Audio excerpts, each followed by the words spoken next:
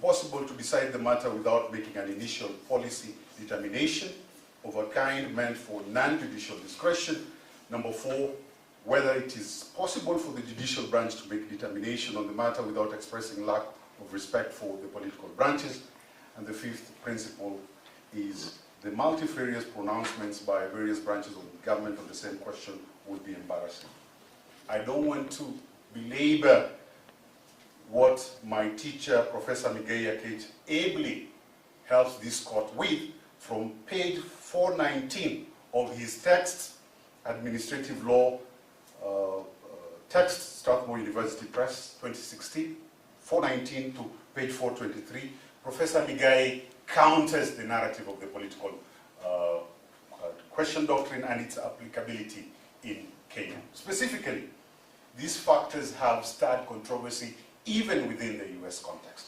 So if they start controversy within the US context, why would they be applicable to us? That is one. The political question doctrine purports to create a dichotomy between political and legal questions. In the US context, as evidenced by Professor Milimani Law Courts, the US Supreme Court itself has consistently invoked prudential and constitutional factors in its determinations. So legal factors are front and center in determining what are so-called political questions. The Baker factors that inform the political question doctrine make an unrealistic assumption that there is an existence of political and legal questions that can be neatly separated in the context of litigation before this court. We say no. The political question cannot be applicable within the context of the Constitution 2010 for the following reasons. Number 1, this Constitution, Constitution 2010, creates a supervisory jurisdiction for this honorable court, and that supervisory jurisdiction anchors not only on Article 165, but is anchored also on Article 1, Article 2.1, Article 3.1. So if courts decline to decide cases on the basis that they are political, courts would be abdicating the very role that their Constitution, our Constitution, imposes. The Constitution expects the courts to review all exercise of public power, including politically sensitive ones. For that regard, I refer the court to the lead decision of Professor Justice Joel Ngugi, as he was known then in the David D decision. He emphasizes that point. Second reason why this doctrine is not applicable to the Kenyan context, this doctrine is incompatible with the broad discretionary authority, jurisdiction authority rather, granted to this court under Article 165. So anything done under the authority of the Constitution, including impeachment, including actions of Parliament, the President and political actors, are amenable to review. There is no constitutional exception for political questions. Number 3, the tenor of the Constitution 2010 indicates that we are dealing with a transformative constitution. And transformative constitutionalism rejects judicial abstention. Kenya's constitution has been widely described as transformative. It is meant to dismantle the history of the executive dominance, impunity, and weak judicial oversight. Before 2010, it would have been prudent for the courts to avoid politically sensitive disputes.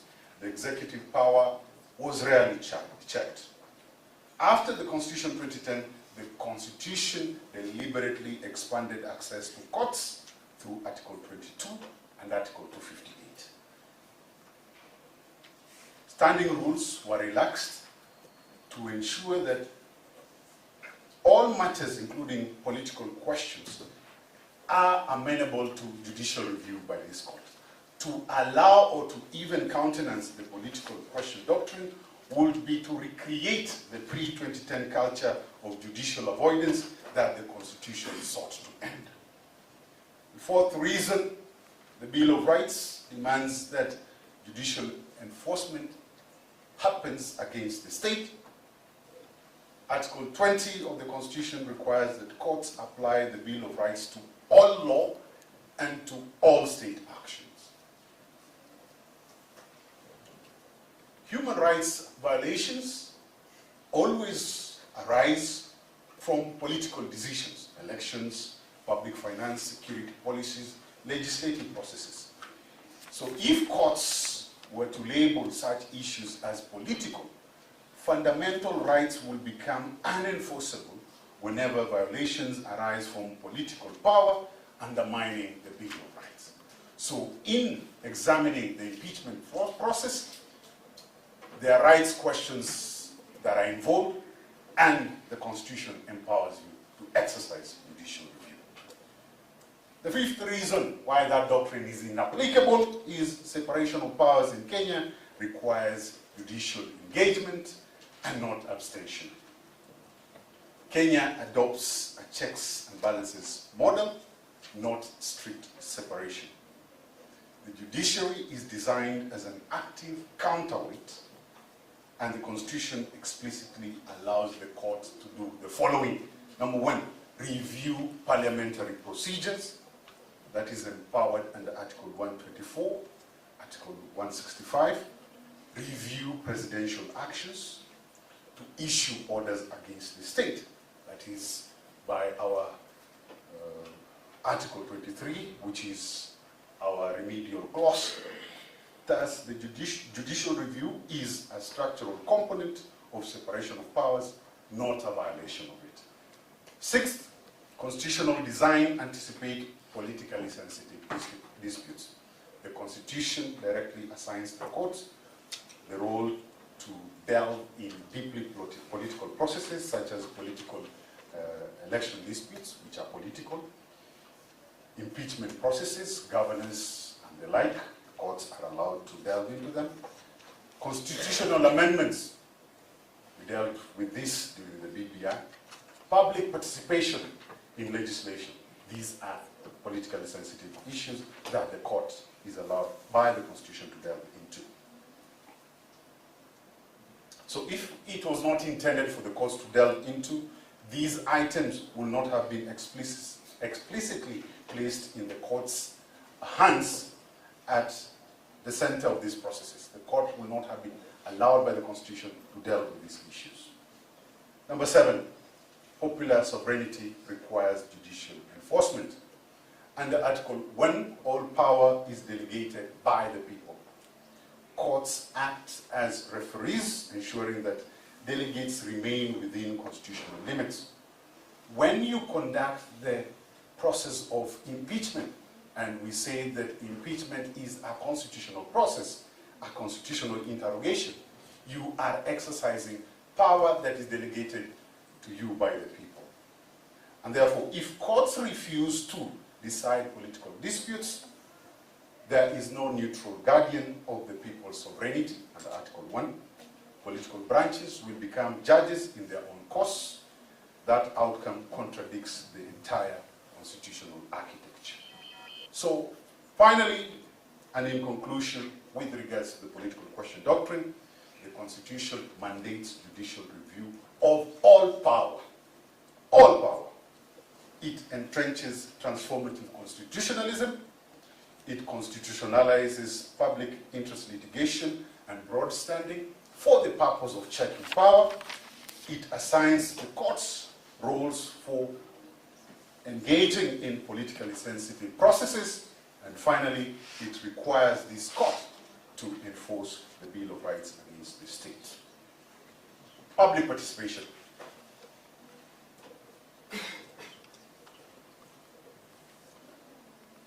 Public participation is a public engagement that is enshrined as a national ideal and a governance principle under Article 10(2) of the Constitution. This clause emphasizes the necessity of engaging individuals in decision-making and guarantees that their perspectives are taken into account on issues of public significance. Public participation has also been incorporated into domains of governance, including Article 69, which mandates the state to promote public participation in the management, protection, and conservation of the environment. Article 118 mandates Parliament to promote engagement and participation in its legislative procedures and other parliamentary activities encompassing functions of its committees. Therefore, public participation cannot and is not a procedural formality that can be exhausted by one institution on behalf of another. It was the position of the Senate that the Senate did not need to conduct public participation after the National Assembly had done its bit. We say this, that public participation is not a procedural formality that can be exhausted by one institution on behalf of another. Rather, it is a constitutional principle embedded in the architecture of governance under Article 10(2) of the Constitution. And as a national value and principle of governance, public participation binds all state organs whenever they exercise constitutional authority, including the Senate. Consequently, the Senate could not and cannot validly argue that public participation conducted by the National Assembly was sufficient to satisfy its own constitutional obligations during the impeachment proceedings against the Deputy President. The National Assembly and the Senate are distinct constitutional organs with separate mandates, separate procedures, and deliberate responsibilities. So while the National Assembly initiated and investigated impeachment proceedings, the Senate was expected to exercise independent adjudicative and oversight role in determining whether the charges warrant removal from office. And since the Senate performs a constitutionally distinct function, it must independently uphold the constitutional principles governing the exercise of public power, including public participation. With regards to public participation, we had presentations here on the BAT case, equally on ex parte Gakuru, which denotes two tests, the qualitative and the quantitative test. In terms of the qualitative aspects of public participation, we posed the following questions, and we will want this court to examine whether the respondents really complied with the qualitative and quantitative tests of the Constitution, because case law from this court and the Supreme Court demand that those who conducted public participation must prove to your satisfaction that public participation mastered qualitative and quantitative aspects of it. So the following questions in terms of degree of inclusion. In the Gachagua impeachment case, these are the following questions. Were all constitutionally relevant stakeholders afforded a real opportunity to participate? That is the first question that this court should consider, based on what the respondents submitted. Second question is, were any groups directly or indirectly excluded, restricted, or unable to participate?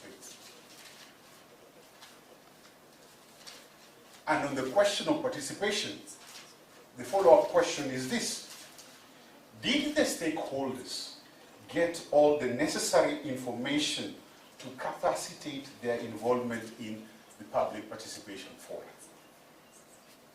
Did they know what they were participating in? That is the third question.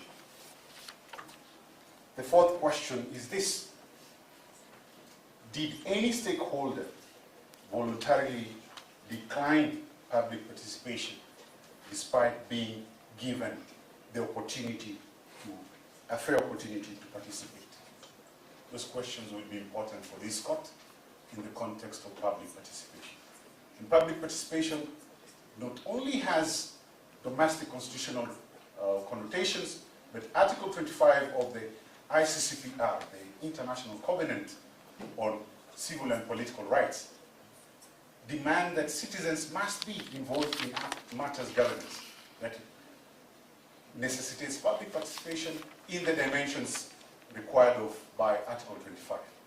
Information given to them, their feedback given, their input taken into account. As I wind down, this court will be engaged in constitutional reading and interpretation. Chief Justice Brian Dixon of the Canadian Supreme Court, dealing with one of the first questions after the enactment of the Canadian Bill of Rights in a case called Hunter versus Southern Inc., 1984, said this, that the task of expounding a constitution is crucially different from that of construing a statute. A statute defines present rights and obligations. It is easily enacted and easily repealed. A constitution, by contrast, is drafted with an eye to the future.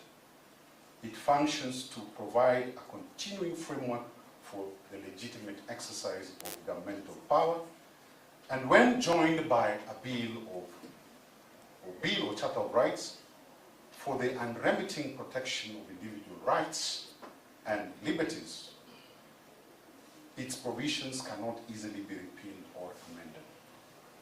It must therefore be capable of growth and development over time to meet new social, political, and historical realities, often unimagined by the framers. The judiciary is the guardian of the Constitution and must, in interpreting its provisions, bear these considerations in mind. That is Chief Justice Brian Dixon, one of the celebrated Canadian judges in Hunter, Southern Inc., 1984. As Chief Justice Brian Dixon observed in this matter, the Charter of Rights and Freedoms, jurisprudence, a constitution is not a transient political instrument fashioned for the convenience of the moment. It is a living covenant designed to endure beyond the passions, the pressures, and the personalities of a particular age. Its guarantees are intended to outlive political majorities and to restrain the exercise of public power whenever expediency threatens constitutional fidelity. That duty falls most heavily upon the courts at moments such as this. The question before this court is therefore larger than the fate of any individual office holder. It concerns whether constitutional safeguards governing impeachment shall remain meaningful limitations on power or become pliable tools, vulnerable to political dissatisfaction, procedural shortcuts, or majoritarian impulse. If the constitutional threshold for impeachment may be lowered whenever circumstances become politically convenient, then the protections deliberately entrenched by the Constitution cease to be safeguards at all. They become ceremonial words devoid of normative force. Impeachment is among the gravest constitutional mechanisms available within a democratic order. Its exercise must therefore be anchored on strict fidelity to the Constitution, demonstrable evidence, procedural fairness, and scrupulous observance of constitutional standards. Anything else, anything less, not only imperils the independence of constitutional offices, but also public confidence and the rule of law itself. The Constitution does not permit removal by atmosphere, speculation, public pressure, or political arithmetic. It demands proof, legality, and constitutional discipline. This court now stands as the ultimate guardian of that discipline. Posterity will not merely examine whether a removal occurred, It will examine whether the Constitution survived the process intact. It will examine whether the Constitution survived the process intact. Future generations will look to this decision to determine whether constitutional restraints remained firm when tested by political urgency, or whether they yielded to transition pressures. The enduring legitimacy of constitutional governance depends upon the court demonstrating that constitutional procedures are not optional and constitutional thresholds are not elastic. Accordingly, where the impeachment process fails to satisfy the substantive and procedural standards demanded by the Constitution, the court must say so clearly and without hesitation.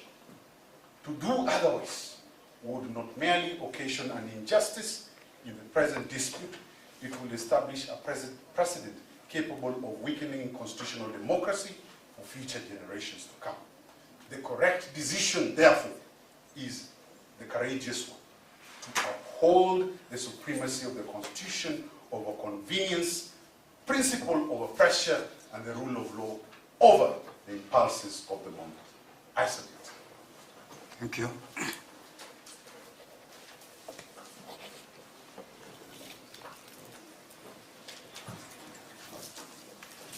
My Lord, please, Akamano is taking 10 minutes. It is easier, he speaks fast. He comes from a community that we say is marginalized. It should be done fast. And my lords, I'm fighting for that space so that I'm not marginalized. You take 10 minutes. Yes. My lords and my lady, my name is Ole Kamwaro. I'll be very brief because brevity and precision are demanded when the Constitution itself has been violated with such present clarity. My lords and my lady, what stands before this court is not a matter at the margins of constitutional law. It is a matter at its very core. The impeachment of the first respondent, His Excellency Rigathi Gachagua, as the Deputy President of the Republic of Kenya, was not merely procedurally flawed, it was a constitutionally hollow, it was legally fraudulent, and this court must say so plainly and without equivocation. My lords, the respondents have spoken before you and submitted before you, but there are pertinent questions that have not been answered and put across satisfactorily before this court. The question is, where in any court or in any proceedings before any competent authority has it ever been determined that Honorable Gachagua committed the offense of hate speech? The answer, my lords and my lady, is nowhere. And yet, on the basis of that finding, a deputy president was stripped of his constitutional office. That, my lords, is not governance, that is purge.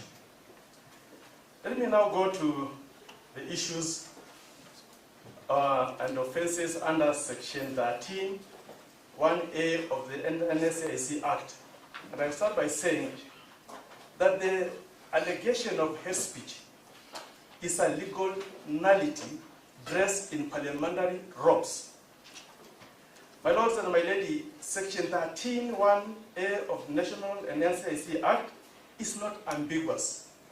It requires a sine qua non, words or conduct that are threatening, abusive, or insulting, and that either intend to incite ethnic hatred or likely to do so. I submit that both limbs must be satisfied. The respondents who spoke before you have not satisfied any of those limbs. The first petitioner's remarks, in part remarks that has rattled so many, on the issue of that majority of the people who voted for the Kenya Kwanza regime have a legitimate expectation of participation in structures, in state structures, are on any plain reading a political metaphor. A metaphor about democratic accountability.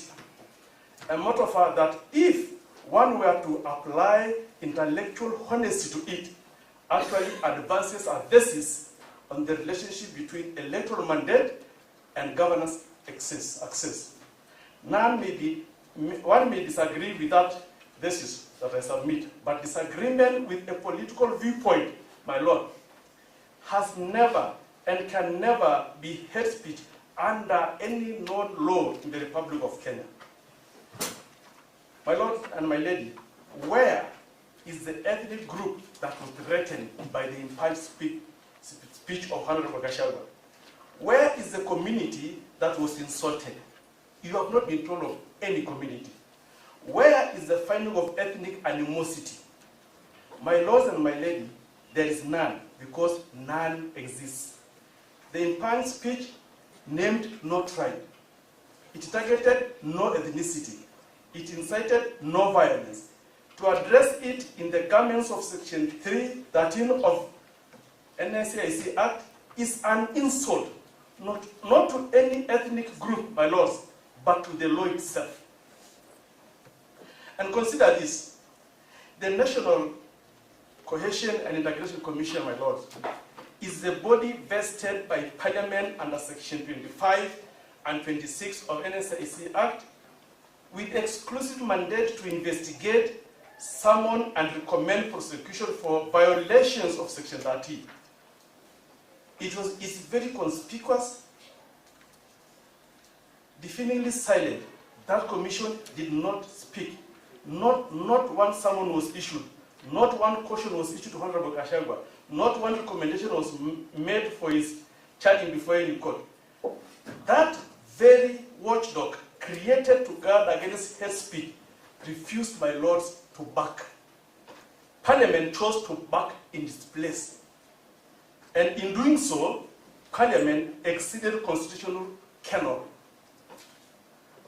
When Parliament, my lord, bypasses NCIC, and it self-determines that a statement constitutes hate speech, a finding it has got no jurisdiction to make. It does not merely my lord, it usurps. And usurpation of constitutional or legal function is precisely the kind of excesses that Article 165 of the Constitution vests in this court to strike it out. My lords, the charge of hate speech under the sections that I've referred to is hypocrisy. Selective justice, my lord, is not justice at all. My lord, the respondents prosecuted the case against Honorable Gachagua for allegedly promoting preferential treatment on the basis of political identity. And yet this court must make judicial notice, and is entitled to do so, and is obligated, of public record appointments made by this regime after assuming office in 2022. And I'm speaking so as a lawyer who comes from the Maasai community that is marginalized. If you look today in our affidavit that we have filed, the statistics, the number of appointments that have been made or allocated to certain communities, if you compare the Maasai nation, the Mijikenda, as against others of similar numbers, they did not tell. I think, just sit down, retrace your steps, please. Most of it. So I'm saying that we have said, we have given figures in our replying affidavit. But I'm saying, even those who, the appointments that are being made do not respond with without the Constitution talks about ethnicity, regions, and diversity of Kenya. This court must ask itself, if the law means anything in this republic, can it be applied only against those who fall out of political favor, while those who hold power are exempted from it? The answer from every constitutional and jurisprudential tradition is an emphatic no. My lord, we have submitted that Article 11, Article 56, on the issue of ethnic and cultural diversity of our country are provided for in that constitution.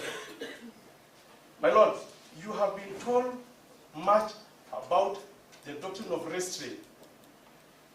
I want to say this, that legitimacy of this court intervention and why restraint is not available here, and I say so. The respondents have argued before you on the doctrine of separation of powers and urged this court not to interfere with the parliamentary processes.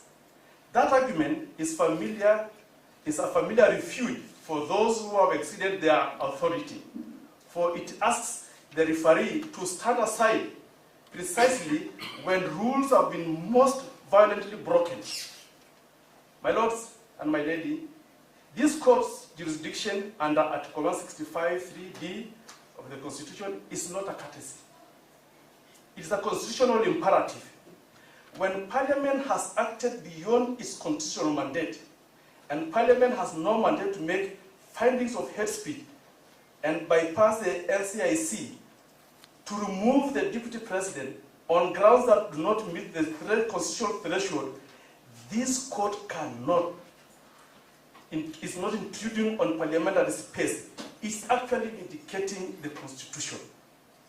My lords and my lady, the Supreme Court of India, in the case of Kasavananda Bharati, and our own Supreme Court on the foundational cases on constitutional supremacy, has established beyond doubt that no arm of government, not even the legislature acting by supermajority, may override express provision of the Constitution. Parliamentary immunity for judicial review is a doctrine of legislative acts within the constitutional bounds. It is not a license, my lords, to violate those bounds with impunity. This court must intervene. Not because it's eager to do so, but because the Constitution demands of you to come and save the soul of this Constitution. In conclusion, what history will record after these proceedings today? My lord and my lady, let me close by saying this. The impeachment of Honorable Gachagua will be recorded in the constitutional history of this republic. The question is, what record will say? If this court allows to stand the impeachment, the record will say that in Kenya, a deputy president may be removed from office on the basis of political metaphor without any finding by a competent authority and without meeting constitutional threshold and through processes that selectively targets political opponents while exempting those in power from the equivalent treatment, scrutiny. If this court grants the relief sought in our petition, the record will say something entirely different. It will say that in Kenya, the Constitution means what it says, that the threshold of impeachment is real and it is high, that the rule of law is not a slogan but a shield, available to every Kenyan, including a Maasai like me, including those whose politics are inconvenient to the powerful. We urge this court to make the right record. We pray for orders as prayed in our petition, including a declaration that the impeachment of the first petitioner was unconstitutional and an order that he be compensated as prayed. So I submit, my lord. Thank you. And always, my lord, whenever I speak and address this court, my learned colleague is my friend, always interrupts my presentation. There was a petitioner in this matter, especially during earlier proceedings. No, I'm not addressing you. There was a petitioner in this matter, Senior Counsel Hamenwa. I have not seen him in this second arm of proceedings. Is the counsel well? I haven't seen him. My lord, I think he came during the first victim death. Yes, I have not seen him again, so I have no information. I think he was appearing in his personal capacity. Yes. And also for one of the civil societies. Okay, true. my lord, now that that issue arises, is one of the senior lawyers have had the privilege of calling me to tell me one or two things that have clarified some of the points. Is he okay? He's okay. I don't know so much, but he's okay. All right. Yes. Now, my lord, I'm happy for the time given to my learned colleagues, Mr. Martin Kamwaro, to deal with the issues because of the time constraints that are there. I will try to speak a little bit fast. I'm assuming you are being recorded. Yes, taking how much? 30 minutes, eh? Yes, I should be done between 30 to 40 minutes.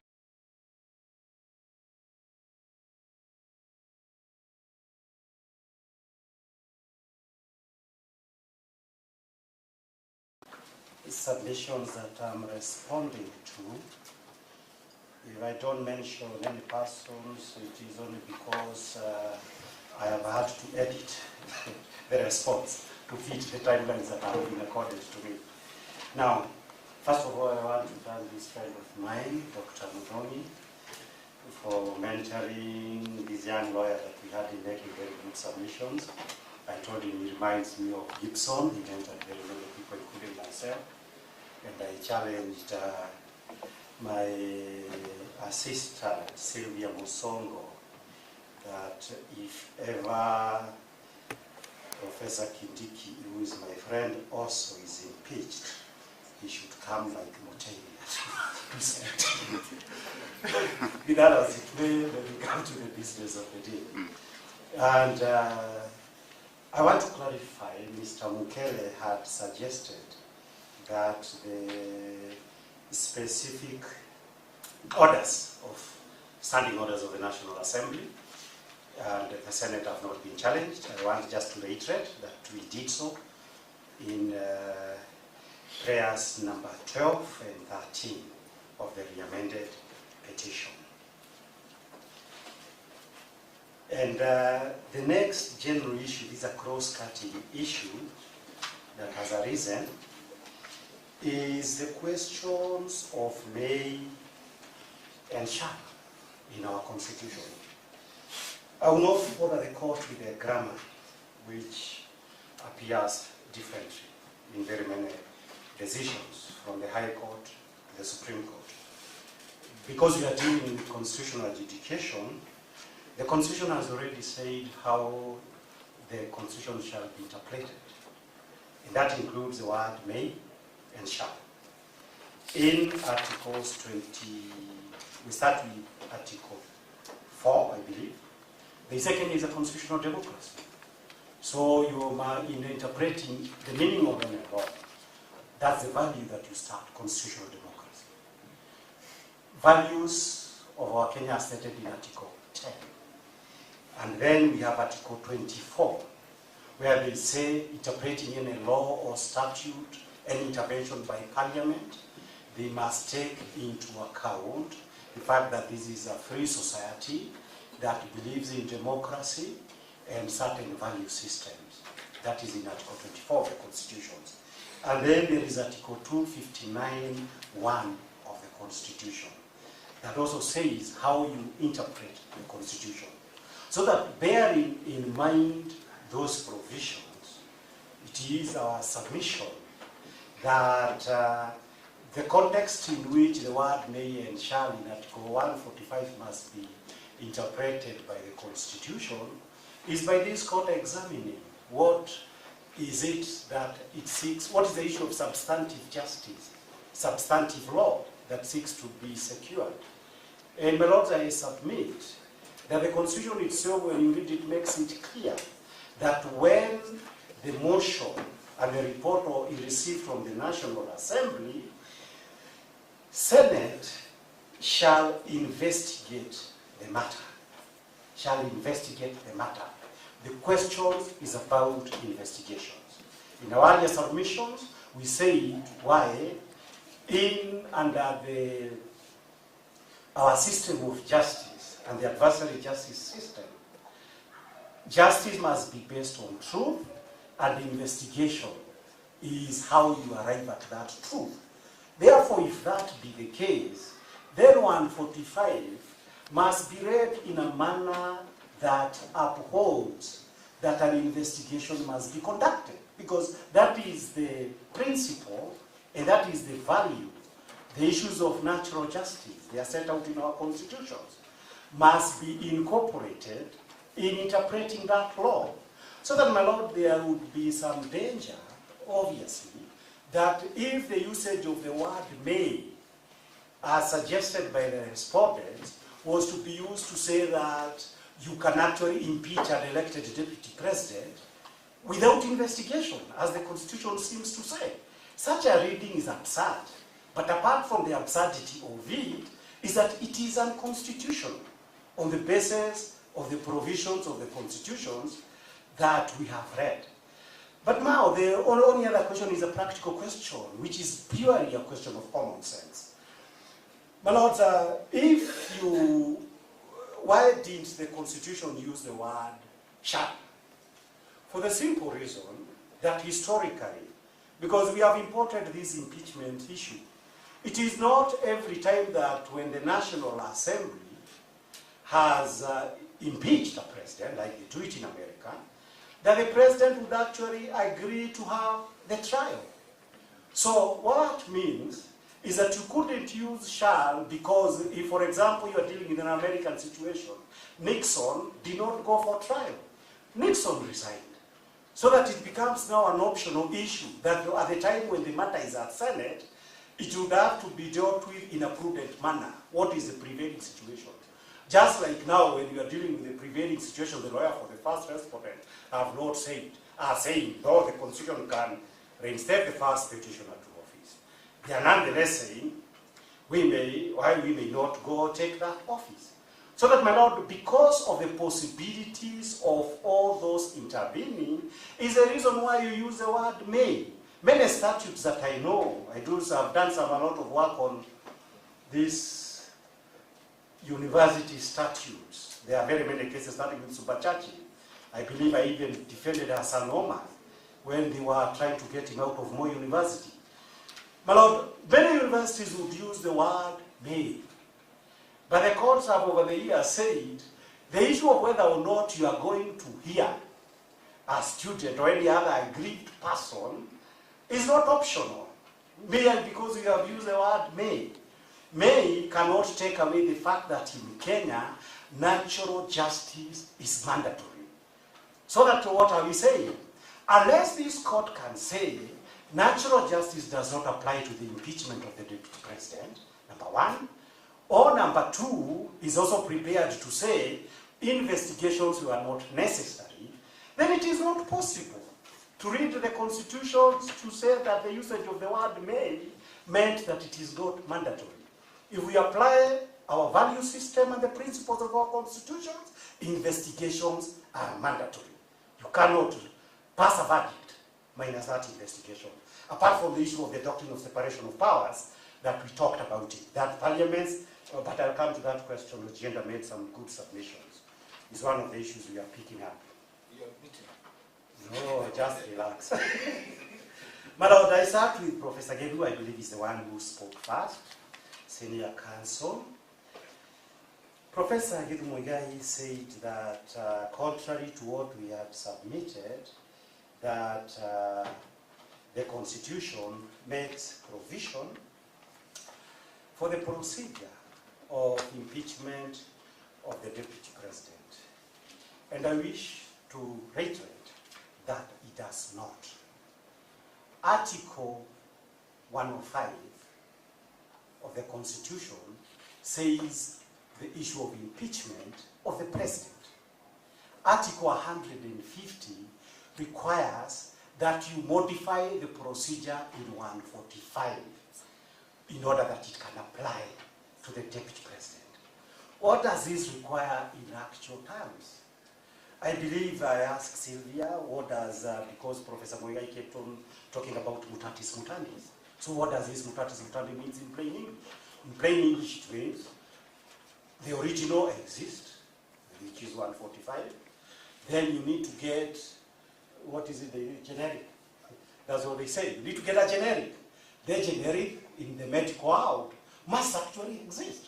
The generic and the original are basically the same medicine except certain ingredients. So there must be in existence a document. That's not correct scientifically, but it doesn't matter. Okay, I refer to the science. But my understanding of generic, I have a good pharmacist, is that a generic is based largely on whatever was the original drug that is supposed now is generated. Now, be that as it may, in the simpler language then, what it would mean in my understanding is that if you say you have procedure A, 145 for the president, you must be able, when you are impeaching the deputy president on account of Article 150, to say, in obedience to the Constitution, the National Assembly and the Senate modified it this way. Because the Constitution does not say it will be done through a legislation, it means it can only be done by standing orders. Because those are the two instruments, legal instruments that can be used by Parliament to do anything ordered by the Constitution, legislations or standing orders. My Lord, there are no standing orders that have been waived that demonstrate that a procedure was made pursuant to Article 152 of the Constitution. If that be the case, then there is non-compliance with the Constitution, what it says expressly. We needed something to be waived. But it is obvious that they could not be able to undertake this impeachment without somehow creating some procedure. And they actually did that. And it was annexed to the affidavits of the Senate, or the National Assembly. Annexed, I believe, number 2, did they call it part 2 of an annexed bundle? Bundle number 2. It's a big bundle. I couldn't carry it here. Page 1296 and 1290. No, 12. No, it was 1277. 1277. What did the Parliament, the Senate do? They came somewhat with a program, like those things we have for weddings, saying Gachagua will get 2 hours, National Assembly will be able to get this. And you look at it, my lords, and you ask yourself, this cannot possibly be what modification could have meant when the Constitution says. We don't know who made that program, that they say this program is the one we are going to use to impeach the Deputy President. So that, my Lord, in evidential terms, there is not before you a modification that has been availed by the National Assembly or the Senate. And this explains the reason why, in America, Chief Justice Rehnquist, he has the trial of Bill Clinton for an entire month. But here, because you've come up with some kind of a burial program that ordinarily takes a day, that's how you want to impeach or conduct the trial of a deputy president. But this would subject us to be a mockery amongst nations that are proud to be constitutional democracies. So I agree with my learned friend, Professor Ogada, that there are certain things, and the other gentleman who spoke, there are certain things that are simply not permissible in a constitutional democracy. And one of the most fundamental one is this one. But the next issue is the issue of timelines. While we are still there, Yes. how would you, for example, if the impeachment proceedings are Yes. to be modified Yes. or with necessary moderation, Yes. and because if you fail to modify, that is also the alternative, that we don't want any moderation. Is that also correct? That there may be no need for moderation. There is no, when you look at the previous submissions, Yes. I didn't want to touch that because I would raise 1,000 objections. But when you look at our submissions, we actually explained, my Lord, because all those things I believe Mr. Martin Kamaro dealt with it. You can charge the Deputy President for all these statutory offenses. No, what I'm saying is this. Yes, if you don't modify. Yeah, if you don't modify, is it also an option? It's not an option. It's not an option. Yes. The reason why it's not an option, I'm saying, we explained that the Deputy President is not a Commander-in-Chief. The Deputy President does not enjoy any immunity.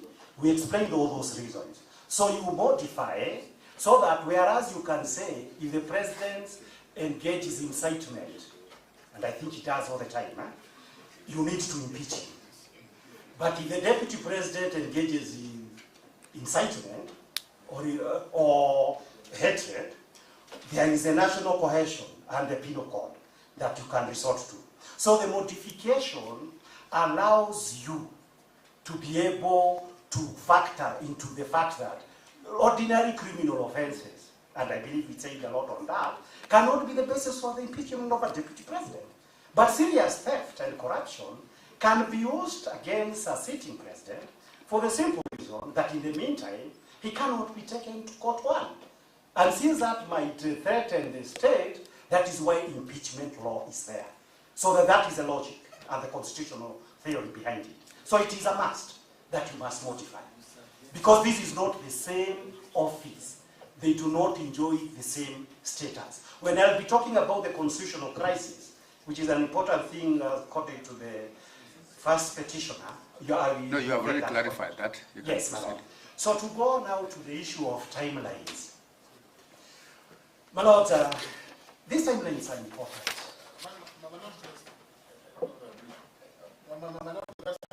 Point though, to which we did not address ourselves.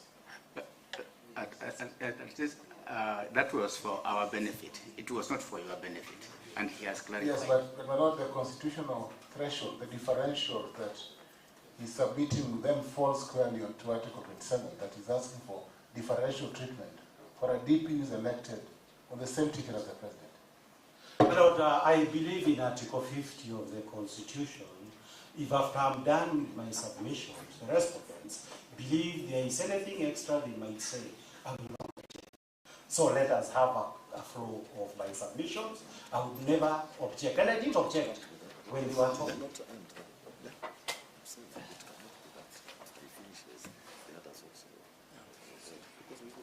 No, it can't be like that. Yes, my Lord. It can't be like that, that after you finish they come back. They can't come back. I understand. You can just give them a latitude to comment, but they can't come back. Okay. Yes. But my Lord, we talked about differential, and the differential treatment, the actual modification seeks to achieve differential treatment. That is a direct answer. That one of the person is a president, he appoints everybody, including the people that he appointed that are causing the impeachment of the first petitioner. He appoints cabinet secretaries that have appointed the other people that the deputy president was being accused of. So that's a differential treatment. And therefore, they are not treated as the same. It is a reason for the modification. So this modification actually is a command? It's a command, my Lord. According to you? It is, not according to my interpretation. No, according to your submission. Yes, our submission. It's a command, of the Constitution. Yes, and we have explained the basis of it, the legal basis of it. It is explained in detail, both in our submissions, actual pleadings, and in our main submissions that we submit. Okay, now proceed. Yes, my Lord. Now, to proceed on that other issue, the issue of timelines is a cross-cutting issue, so I don't need to mention any specific person. But the issue of timelines, and I like to follow 258, why does the constitutions of Kenya, and even in articles of impeachment you will see, sometimes how do we deal, the Supreme Court deals with the elections of the president? They give timelines. Elections, petitions, they give timelines. Impeachment, in some instances, they have given timelines. Some instances, they have not. What is the reason for it? Part of the reasons are historical. I'll not go into that. Part of the reasons are technical. And in order to achieve certain other values of the Constitution. So that, my Lord, when you look, for example, at how Parliament is going to do its job, Parliament was given latitude through standing orders to ensure, and there is a provision where they say hearing is part of the conduct of Parliament, natural justice, to ensure that you come with your own timelines in order that, in accordance with the Constitution, you can impeach. In the Senate, which is where now the elaborate position is given, the Senate, they gave the 10 days for the committee to carry out the investigations. But my lord, you will notice that the trial, after the Senate receives the committee of the Senate, of the Senate's committee, there is no timelines that is given. Why is that the case? It is the case, my lord, because you cannot be able to prescribe how a hearing will take place. People get sick, like it was in this particular instance. You cannot be able to tell all that. If it is a US, the Chief Justice is supposed to preside, the Chief Justice may not be able to be available, and he might even himself become sick. Even here, for good reasons, we have failed to proceed in the matters in the past. So that, my lord, the whole argument why there is actually no timelines is because you are sitting as a court, albeit a political court. And a court has a duty, pursuant to the adversary system, to ensure the people you want to impeach, you have actually given them the latitude that is required and to decide how they are going to defend themselves. But you cannot have a situations whereby, with like a one piece of paper that looks like a funeral program, you are telling the deputy president that defend yourself in 2 hours, you are telling parliament, adduce your evidence in this. My lord, that is not the way it's supposed to be. So that, my lord, the point I am making is that in this particular instance, when Senate decides to impose timelines through that program, which is not in accordance with the Constitution that has prescribed timelines, that is outside the Constitution. And that is why the first petitioner is entitled, and the supporters that I represent, to say, fair trial was not possible. Fair trial for 11 charges, because some of them were dropped, is not possible in 2 hours, even chicken leaves. Nobody has ever done the trial of a chicken leaf in 2 hours. So that's a major consideration. And that's why I'm saying that the question why timelines are there or not there, because in this case, they were not there. My lord, we go to the issue of the appointment of the deputy. President has 10 days. He decides he has 2 hours. In fact, the process starts before the impeachment vote has taken place. Why do you have the 10 days? You have the 10 days because in a democracy, you give people that have floated this name. You give people an opportunity to be able to say, is this a good person, is he effective, all these kind of things. You have 10 days. When you reduce it into hours, it means that the impeachment and the replacement is one transaction. The timelines provided by the Constitution says if there are actually the president has 10 days to carry out transaction 1. Then after that 10 days, you have 60 days to process the issue of the person who will assume this important office. So that, my lord, you now see what we are dealing with. This parliament, 13th parliament, which I say is a scandal, like the 6th parliament of the 1980s. This parliament, where there are timelines prescribed by the Constitution, they disregard them and do their own things to the prejudice of the Kenyan people. Where there are no timelines, they impose timelines. So that, my lord, when there is a complaint that within the understanding of a constitutional democracy, fair trial could not be possible, it is because there are good reasons that you can read them by a correct reading of our Constitution. I don't want to say anything much about timelines. My lord, and therefore, there is a general issue also of the constitutional, of judicial power, the nature of judicial power. There was this argument that it is made in almost all political cases that I am aware of, that the judiciary should be careful, not because it is not elected by anybody, and it should let those people who have been elected to do their job, it is within their discretions, all these kind of things. My lord, I don't want to say much, but I just want to say 2 things. Article 2, is it 2 yet? Not 2. The article that talks about, that refers, is it Yes, it's actually Article 2, which refers to Article 10. It's true. My lords, Article 2 of the Constitution says how public or state power is to be exercised in Kenya. It talks about, go to Article 10 of the Constitution. That is number one. So that it is legitimate, and it says everybody is under the Constitution, apart from those national values. So that it is mandatory that everybody must act in accordance with the Constitution. Then number two, the Constitution says that the courts are the guardians of the Constitution. What the law means and whether any act is in compliance with the Constitution, it is a decision of the judiciary. And last time I had said, not the entire judiciary, but specifically the High Court under Article 165 to decide whether that issue, whether anything done in accordance with the Constitution is indeed the case. It is in that sense that the High Court is the guardian of the Constitution, because as I've said, everybody else confirms whether High Court did its job as the guardian of the Constitution.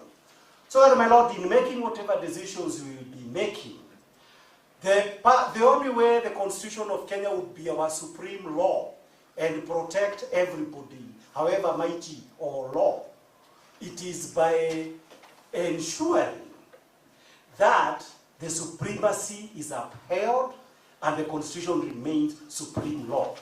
So that this argument of you are not elected, you are not done, everybody else in job works under the Constitution, but the same Constitution says it has appointed the human hand, namely the judiciary, that confirms whether everybody else has acted in accordance with the Constitution. They can take that away in a referendum, where they can also go and say, like they said in 1982, to say Kenya is a single-party state. Until, so long as there is a provision of the Constitution, Article 4, saying Kenya is a constitutional democracy, they are bound. Judiciary has the final word on this issue. My Lord, I go to the next issue. Then the next issue is, I believe I've dealt with the role of the Senate. It was a cross-cutting issue. And the important thing that I think I just need to say about that would be three things that are cross-cutting. Number one, the role of the Senate, it first of all comes from Article 96 of the Constitution. And it is to check, when they carry out impeachment trial, it is to check abuse of executive power. That is actually the main thing, abuse of executive power or any other power that may be arise. So that, my Lord, in checking now that power of the Senate, necessarily the Senate must take into consideration whether the charges that are before it manifest abuse of executive power, because that's the main responsibility. So that, my Lord, when you have an official, because the Deputy President, in our constitutions, may be a very important person, except to one thing. The Deputy President does not exercise any executive power granted directly to him by the Constitution or any statute. It is important to bear that in mind, because if you don't get that in mind, you might lose a lot. My Lord, the second issue is that I have talked about the mandate of parliaments, where we are saying Senate was not told that you have discretions to impose your own timelines. And of course, we are talking about the issue of the Senate. And I believe my learned colleague, Ojienda, Honorable Ojienda, this is where we come in, Senior Counsel. But I agree with what Professor Ojienda said, that when the Senate is performing its function under Article 145, the Senate is really a jury. It's a jury system. You are, the function, even with this calendar that they gave, this little program they gave, it's actually said National Assembly. Yes, whatever it is. It's like a program, everybody can see it. It's a one-page program. My Lord, that one actually said the National Assembly would prosecute their case, and the defense would have their bit. So that for purposes of a regular criminal trial, we know that it was supposed to be there's some prosecutor, there's going to be some defense. And the Senate were to vote. Ojeda, professor, said, we were, what did you say, 67? We were 67 judges. We were 67 jurors. That's actually the case. Because that is the way it is envisaged to be. But now, the moment that concession is made, that you listen to argument, the way the judges are doing, you will have your issue in your judgment. You will deliver the verdict. So it cannot be the duty of a judge like it is, like to say, to advance any position. You hear the positions that are being presented, then you make a verdict. It is the same case that was supposed to happen at the Senate. And as Professor Ojeda said, they are jurors. So that, my Lord, I am saying that in order to point out a contradiction. When now in the other submissions they are saying that they could discharge the role that the Constitution says belongs to the special committee investigation and to decide whether any charges have been, what they use is substantiated. The jurors cannot play such a role. They pass the verdict. And that is what points out as that contradiction. That you cannot on one hand say we were passing the verdict, we were jurors, but on the other hand we were the investigators. The DCs, Gibson Kamaukuya told me to come and say that, the DCs of colonial Kenya used to exercise powers of prosecution, investigation, and all these. But that's why we made the independent constitution and now the 2010 constitution. In all those constitutions, my lords, and we have the judgment of Judge Milimani in the Kinoti case, you cannot have a fusion of those powers and to be exercised by the person passing the verdict. So it is necessary to understand that there is a good constitutional reason why the argument that they were making is completely defective and can easily spoil the good reputation of the Kenyan judiciary if they were to miss such a basic point. And that is why it is important, I say, that this should be understood. There is a history behind it. We also do it in colonial Kenya. It cannot be introduced by the Senate of the 13th Parliament, bad as it might be in my view. It cannot introduce colonialism in Kenya. But now we go to the next issue, my learned colleague, Mr. Mushemi. I only raise one issue. He said many things, but there is no time. But one issue that he said is that when Mutuse does not belong, Honorable Mutuse does not belong to UDA. He belongs to that party of Chap.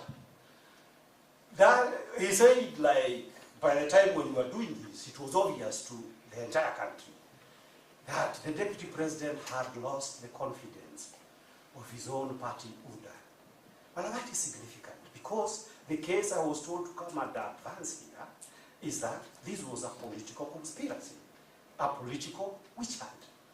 So that in a genuine matter where you are acting in good conscience, violations of the Constitution, it cannot be preceded by saying that politically, that was the understanding. This man must be removed. Because the impeachment came to replace a vote of no confidence. Confidence is purely political. You actually don't need to give any reason. You can even say Kalonzo takes a lot of time to comb his hair, and we don't want this, and you get him out of office. Well, that is enough in a parliamentary democracy. But if Kalonzo combs his hair too many times, he cannot be impeached. And I believe that's the law of Kenya to distinguish between the two. Here now you had the lawyer for Honorable Mutuse saying that he had lost the confidence of UDA. It confirms the basis of the case that we are propounding. We go to the next issue, Mr. Kamogo. It's called Adrian Kamogo. I don't know whether he's there today. My Lord, you will remember Adrian Kamogo, when we started these proceedings, he was appearing for both UDA and the sixth respondent, His Excellency, the President of Kenya. At some stage, he exited and said, I will only appear for UDA. The consequence is all those things that we have said about political conspiracy have not been answered. Going by the decision of the Supreme Court saying, in other cases, if the AG should answer for the president, I didn't hear the AG answering for the president when we say this charge, number one, of tribal appointments and regional balance, these are things that were done by the president under the law and the people that he has appointed. That is not controverted. So that contrary to the Senate could proceed to indict and impeach somebody and remove them from office without any evidence. It is our submission that before the High Court of Kenya, where somebody says, it is not me, they must give evidence to contradict that. And so, if certain communities have a bigger number in public appointments than others, who is responsible for that? That is not a question that can be avoided by the High Court. It was avoided at the Senate. But the Senate is political, and you can excuse many of them for very many things under the sun. Now, there is the issue of the South, yes, let me deal with the South African judgment. But I have given you the court clerks, the submissions that we did. I don't know whether they still keep. I've even given them this. I gave you this and this to make it easy. We produced the judgment in a bound form like this, and we had also given some submissions because we were suspecting that we may not have sufficient time to deal with it. But my Lord, I need just to take 5 minutes. We have supplementary submissions. Everybody was served with them. They are dated 12th of May 2026. Where I only want to say 3 things. But before I say those 3 things, let me say this. That when we made our constitution, the South African constitution was in existence. And we borrowed quite a lot from South African constitution. But when, my lords, my lady, the South African constitution, when you read it, the substantive provisions on impeachment, they are more or less like the American constitution. There is no, unlike Article 145, they do not have an equivalent, where they set out a procedure on how to go about it.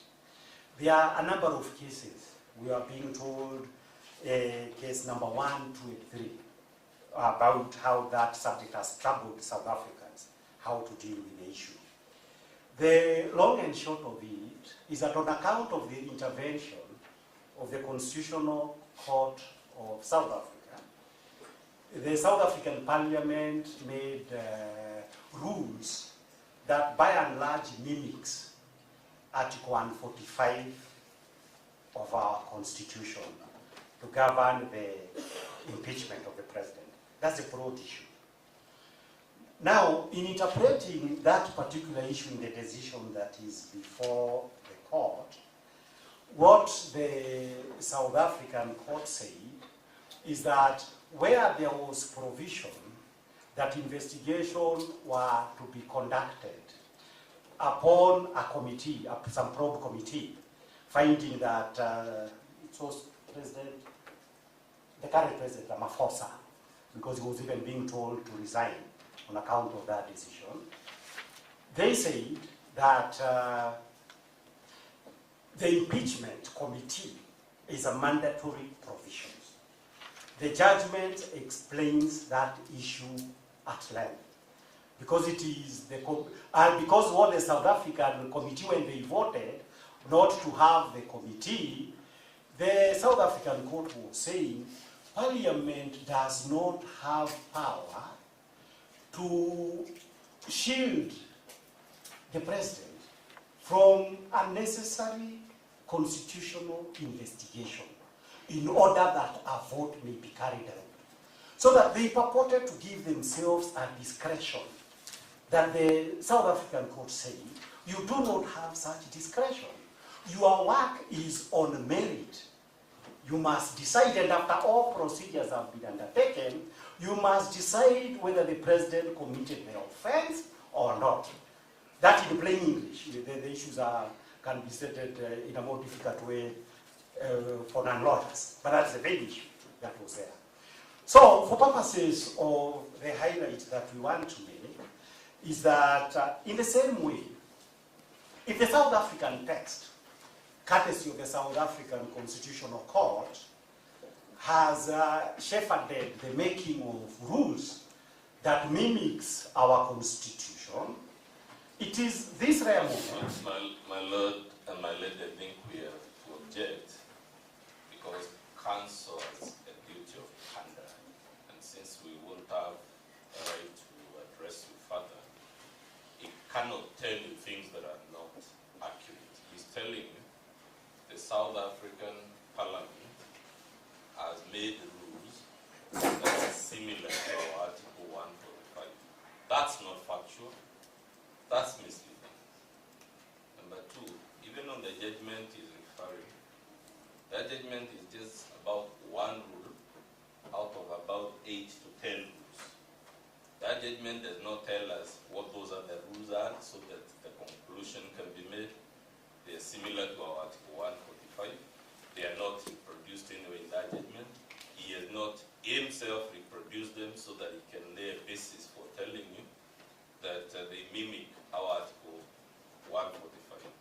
The undeniable fact is that they are different from our Article 145 as perhaps Jupiter is different from Earth. Thank you, my Lord.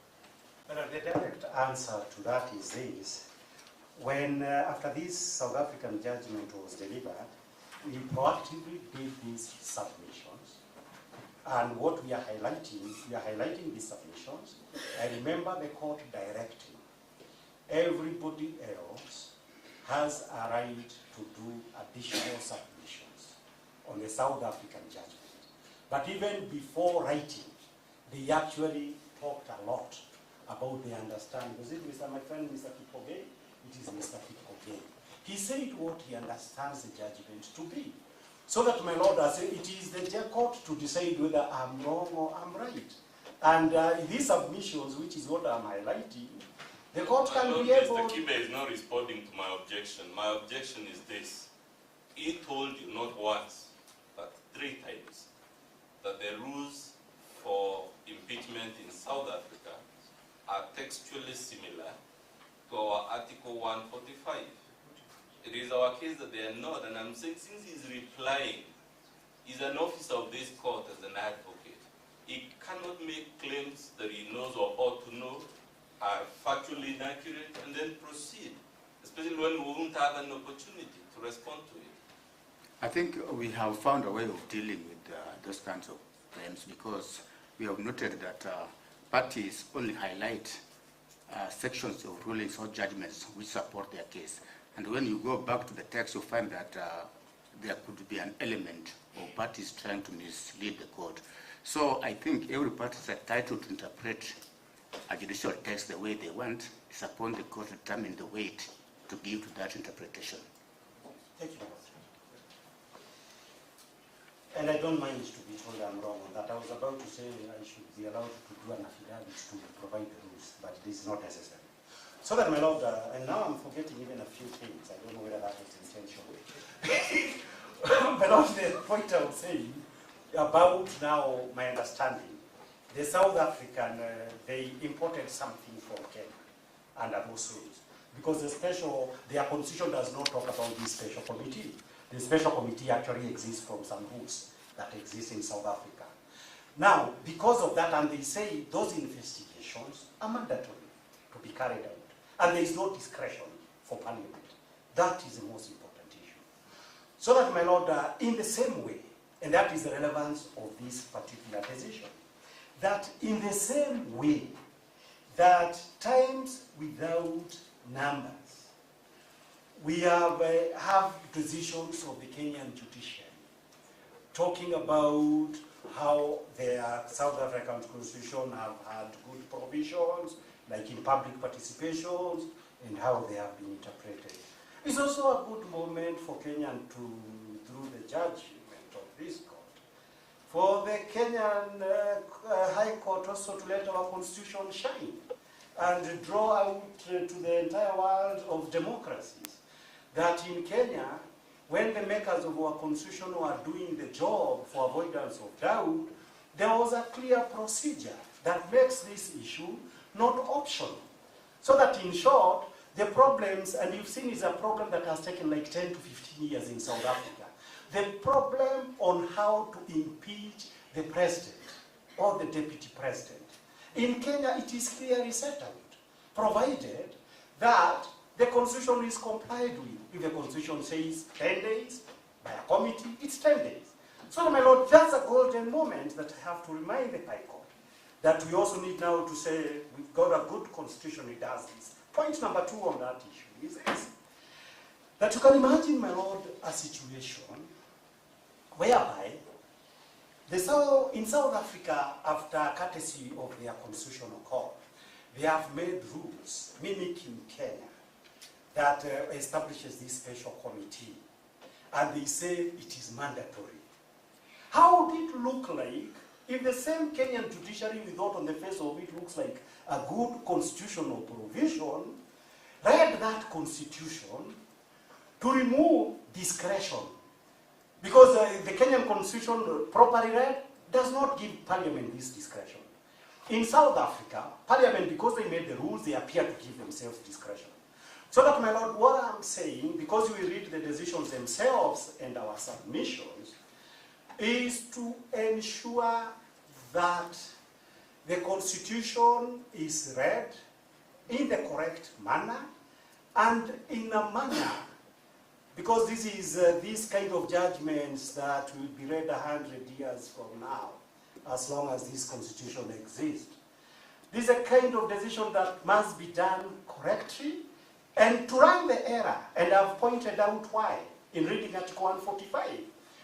If one were to read it as suggested by the respondents, we would scandalize the High Court, the Kenyan judiciary and its profession. Therefore, my lord, I'm urging you, because when the South African case was delivered, it was a day after we have said, we had interpreted Article 145 in the manner that was confirmed the following day by the South African Constitutional Court. So I urge you to read that decision and our submissions and enable you to interpret properly 145. The second issue on that decision, before I go to this constitutional crisis, is this. That what is it that was moving the South African, the underlying factor? The South African Constitutional Court, my lord, was saying that in a democracy, you run the risk of actually subverting democracy itself when a constitution says presidential misconduct, presidential illegalities would be done by the necessary vote of parliament after an investigation has been carried out. So that they say this cannot be permitted. To permit a rule that parliament can discharge a constitutional function in a manner that they wish would be an abrogation of democracy. It is the same reasoning, my lords, that I've been trying to persuade you to hold, that an impeachment carried out contrary to the Constitution subverts everything. The democracy itself, it subverts the issue of the purpose that was supposed to be met. The final issue is what the first petition tried to tell me, constitutional crisis. I have read a few books, as I said. Gibson Kamau Kuria was my employer. We ended up, he used to have very many books on this constitutional crisis. I've read a lot in that area, but I don't want to go into all that. But what was a constitutional crisis, strictly understood in simple language? We'll talk about constitutional crisis. People provide the titles of those books. You can't just say books here. Get serious. My lord, as I've said, those books are many, as there are many articles written in that issue. It's Mr. Mudomi who said that point that he doesn't want intervention himself. Because he made an important point that made the first petitioner to tell me, Kibe, say something about that. This is what I want to say about that. Was a constitutional crisis. Apart from the reading of these books that were talking, Ben Wabueze's many books has written about that. For example, the issue of coup d'etats, the excessive ones. Those are the ones that generate a constitutional crisis in a country, because the country ends up being governed by people who have taken over and with no mandate of the people. And where you cause civil war, you cause instability, and when that instability is traceable to the failure of the constitution, then you say you have a circumstances whereby you have a constitutional crisis. Now, our constitution anticipated the possibility that there might be a disconnect between politics and the constitution and how the system of government that you put. It is why in Article 3, they say, I believe it's 3.2, that any attempt to establish government other than in accordance with the constitution is unlawful. That provisions, my lord, if it has never been read in any other manner, it was put in order to avoid, the mischief here is this, an attempt to establish government other than in accordance with the constitutions end up generating a constitutional issue, a constitutional crisis, and a political disorder. And the immediate context, again, is simple, because it is this, that we say we establish government to run Kenya for 5 years on the basis of a mandate for 5 years granted in the previous election. That government has the purpose of election is to decide which party and which individuals are going to run government. Those who did not, whose parties did not win, and whatever, the constitution in the current constitution says you will be a minority for purposes of running government.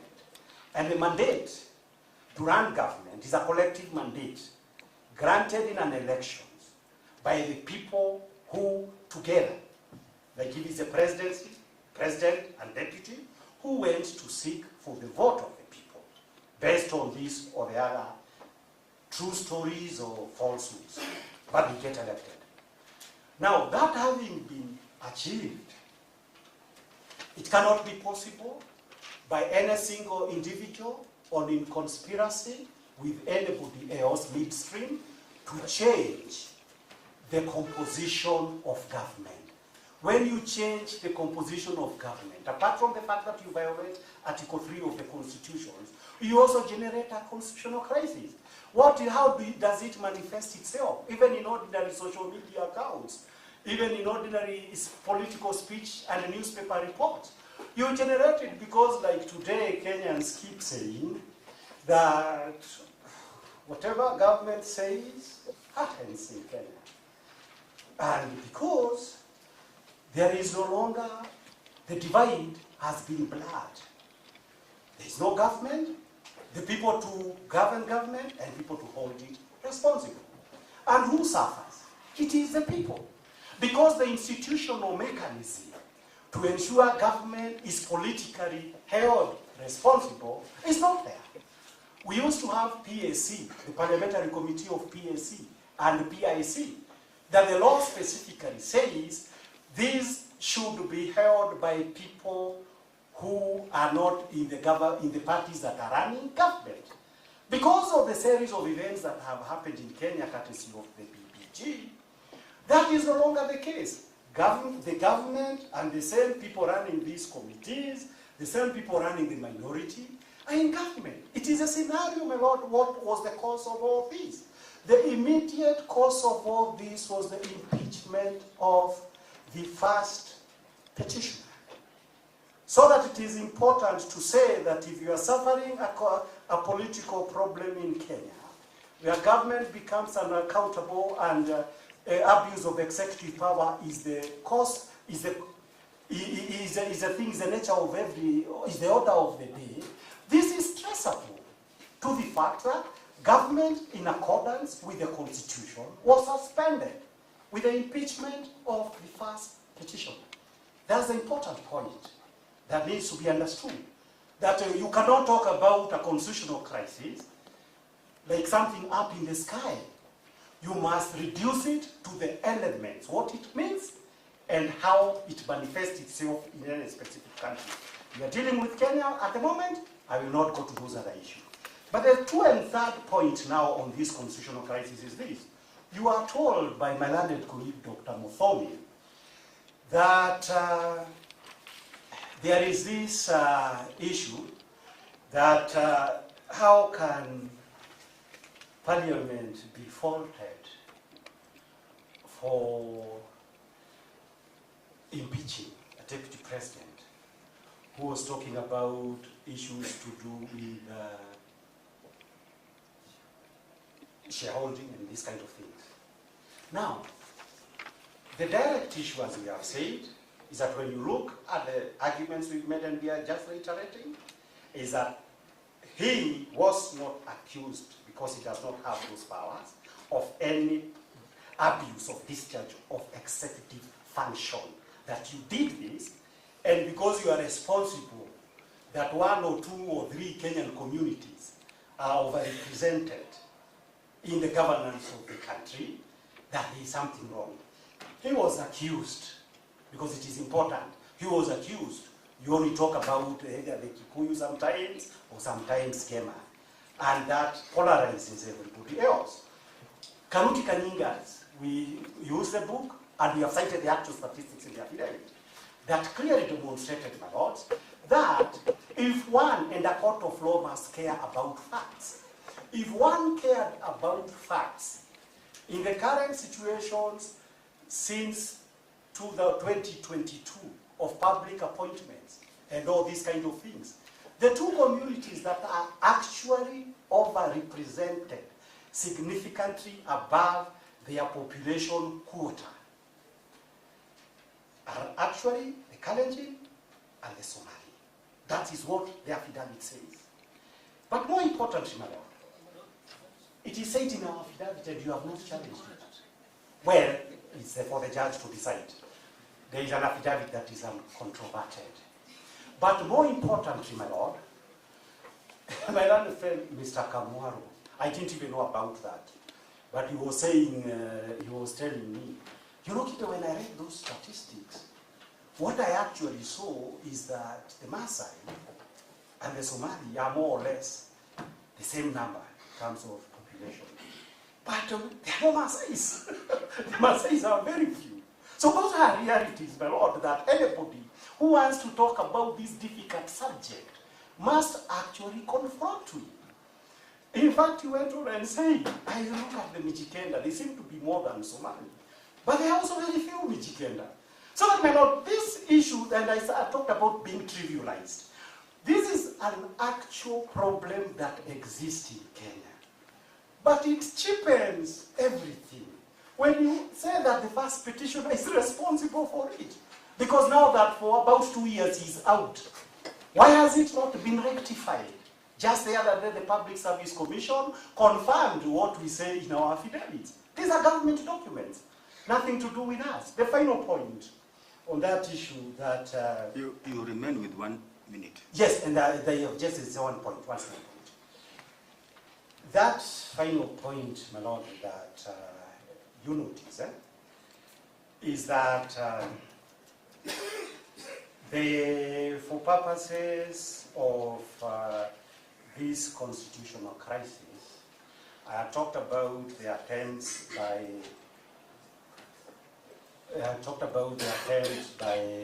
in 2013 to ensure President William Ruto and Uhuru Kenyatta did not contest the presidency. We talked about that case, what a 5-judge bench of the High Court decided. The bench basically said, you know, impeachment, that is the political balance going on. You are impeached, you cannot have presidential ambitions. Presidential ambitions are not, it is not a man who decided I want to be president. It's a community or a number of political organized people who say we want you to be our leader. So that, my lord, that was the basis for which they say Article 38 does not just concern the right of an individual to seek political office. It is also protects the political right of his supporters to be able to ensure that you participate in elections. My Lord, constitutional crisis, we had it in Nigeria. I have 1 minute, so I don't want to take it time, where they wanted to stop their deputy president from somehow succeeding, interfere with political succession. Actually, interference with political succession is one of the major reasons when you read many of the books, why they generate political crisis. My Lord, anybody who lives in Kenya knows that since the impeachment of this unelected deputy president, Kenya cannot be described as a very, very stable place. The politics are in a serious state of confusion every day. I am finishing. There's no constitutional crisis. And Kenya is not an unstable country. He talked about constitutional crisis, not me.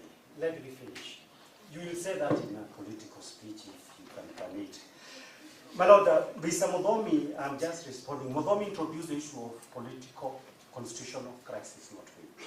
I'm just trying to say political crisis results into political instability.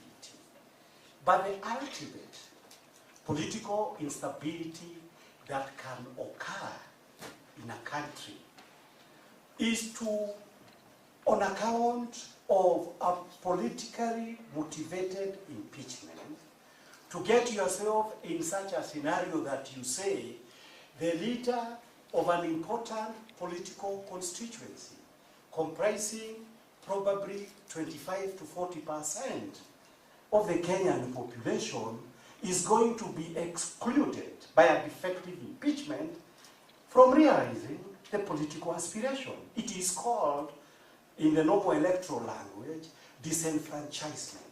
Disenfranchisement of a political community or a political party like we had to deal with the GNA in 2013. My Lord, I urge you that when you consider all that it takes on the issue of what is and what is not a political crisis, the impeachment, there can be no judgment of this court that would cause a constitutional crisis. If the judgment voids the impeachment that took place, only a simple thing would happen. We go to the status quo ante. At that particular time, I believe it's politically untenable, as it seems to be saying, for the first petitioner to say, I want to remain a deputy president. But what it means in practical terms, because it is important that this is said by a constitutional lawyer, it simply means the problem, the issue that was aborted about the proper appointment, the 10 days period, and the 60 days period would have to be repeated so that legitimately and unlawfully we can get a deputy president under our constitution. That is assuming if the first petitioners, this petition succeed, still commits that he doesn't want the job. This court cannot cause a constitutional crisis by upholding the constitutions of Kenya. My Lord, I thank you for the time that you have given the clients I represent and many Kenyans of goodwill who have called me with all kinds of suggestions to make this submission. I thank you very much. Thank you. Njero Ndegwa, with those submissions, we can give you 15 minutes. My Lord, I tried in the circumstances. I don't think that I represent similar clients like those of Kibe. My Lord, permit me to begin by saying that again, the court is being, or rather all the submissions that have been made before this court, my Lord, have the intention, and most especially from the petitioners, to preserve our constitutional democracy. The petitions that have been placed before you, my lords, they are all challenging the process within which the first petitioner was impeached. I associate myself with the submissions made by my colleagues and add that, my lord, that today, or when this court will be rising up to pronounce itself, it may find itself in the same situation again where Fidel Castro was on the 26th of July 1953, when he made his speech that history will absolve him. Small synopsis is that he had just made some attempts to overthrow Batista, and he was acting towards the revolution of the people, and the statement that was made was to encourage the people that the revolution shall not be lost by his trial. We hope that the constitution of this country and the people's power conferred by Article 1 shall be preserved by the judgment of this court. My Lord, permit me to begin by reacting to the submissions by my learned friend, Dr. Dion, where he invites you, my Lord, to look at the alleged election of the current Deputy President as a constitutional process, Mr. Kindiki. My Lord, submissions were made, and most importantly again by Mr. Null for the IBC, that the whole process was in conformity with the Constitution. There is nothing that can be further from the truth, my Lord. Mr. Kindiki's process was fraud, unconstitutional, unlawful, and the same is completely a stranger to our Constitution. You are told that it was not mandatory for us to have the commission in office for the commission to oversee the process of this election. My Lord, Article 149 has two very key overriding terminologies. One is that Mr. William Ruto was to nominate. That is, the president shall nominate a person to fill the vacancy. Number two, the National Assembly shall vote. Two very key words, nominate and vote. This cannot be said to be anything that Parliament was being invited to approve. Parliament was being invited to exercise the people's power under Article 1 of the Constitution through the delegated democracy process. Of course, the drafters of this Constitution, my Lord, were alive to the fact that it would not be possible for us to go and replace the Deputy President through the universal suffrage. That is why they delegated this function to Parliament. So anything that, any process that is initiated or commenced by Parliament and by the President in the attempt to replace this office, this vacancy, must resemble the process in which that person who was removed came into that particular office. That is to say, Your Lordship, if you are to look at Article 148, it says that each candidate in a presidential election shall nominate a person who is qualified for nomination, for election as a president, as a candidate for the deputy president. Again, the candidate for the president is being granted the mandate to nominate. Then you are told that at 148, clause 3, the Independent Electoral Boundary Commission shall declare the candidate nominated by the president, who is elected as president. So we can see the involvement of the IEBC during the direct exercise of the universal suffrage, in the exercise of coming up with the nominee of the deputy president. It cannot be therefore said that when we are replacing that particular person who came into office through the universal suffrage and through the process of nomination, that he ought not to meet the qualifications under Article 137 of the Constitution. And who is mandated to make sure that the provisions of Article 137, the qualification and disqualification, are met if it is not the IBC? There is no process, there is no provision in this Constitution that mandates the Secretariat to execute the functions of the Commission. The functions of the commissions are strictly confined to be executed by the Commission.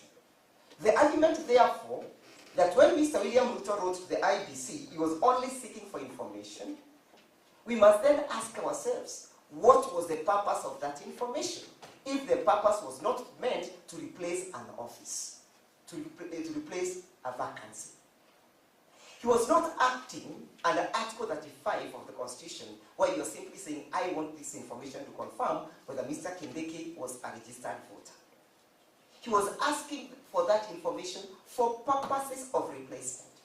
And therefore, my notes, this replacement must meet the test under Article 137 of the Constitution. The functions or the qualifications under Article 137 can only be met by a fully and well duly constituted commission. To the extent, therefore, that this process was initiated in the absence of the commission, and when the commission was not duly constituted, this process was a constitutional fraud.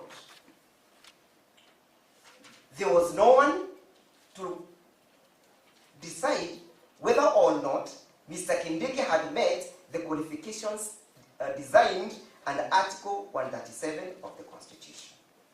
And if you want to know that the Commission must be involved in this process, look at its functions, the function the Commission is playing under Article 148.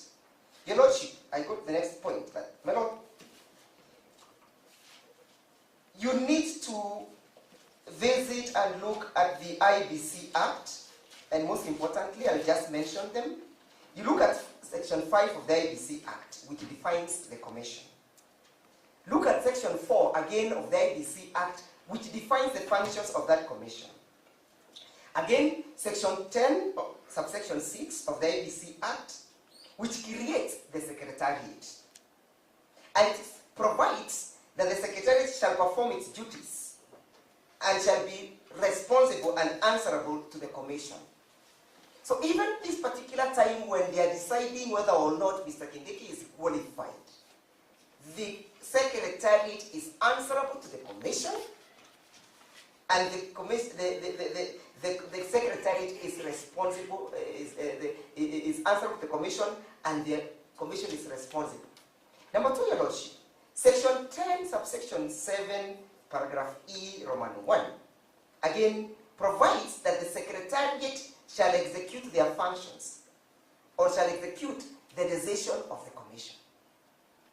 The Secretariat is ideally a conveyor belt of the decision of the Commission.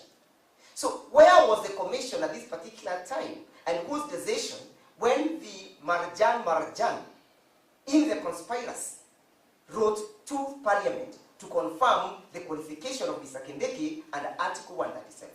Where was the Commission? Where was the Commission again at night? Mr. Marjan, he cannot replace the Commission. If the people of Kenya, by Parliament, wanted Marjan to execute his functions, they would have expressly said so.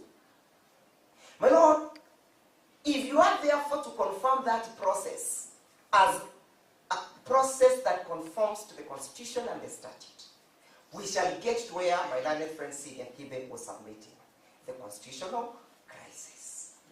You shall have affirmed a person to hold office fraudulently. That person, to the extent that he was nominated and purportedly voted by Parliament in contravention of the Constitution, Your Lordship, it therefore invites you to look at the import of Article 3. Nobody shall be allowed to form government as, may I read it for purposes of clarity? Any attempt to establish a government otherwise than in compliance with this Constitution is unlawful. So even where we are, my lords, to the extent that our submissions confirms that Mr. Kindiki was unlawfully put in office, we are already in that particular constitutional crisis. A government has been formed unlawfully. And the only person who can rescue us from this particular process is this court. My Lord, permit me to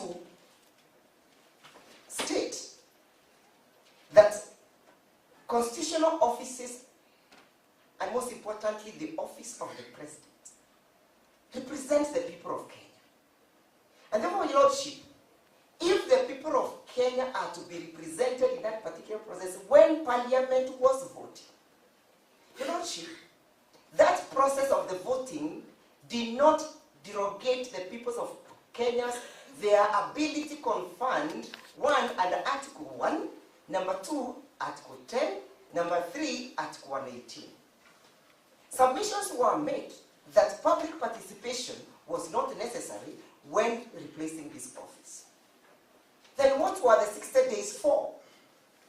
Why did we Kenyans decide that we have 60 days within which to fill this vacancy?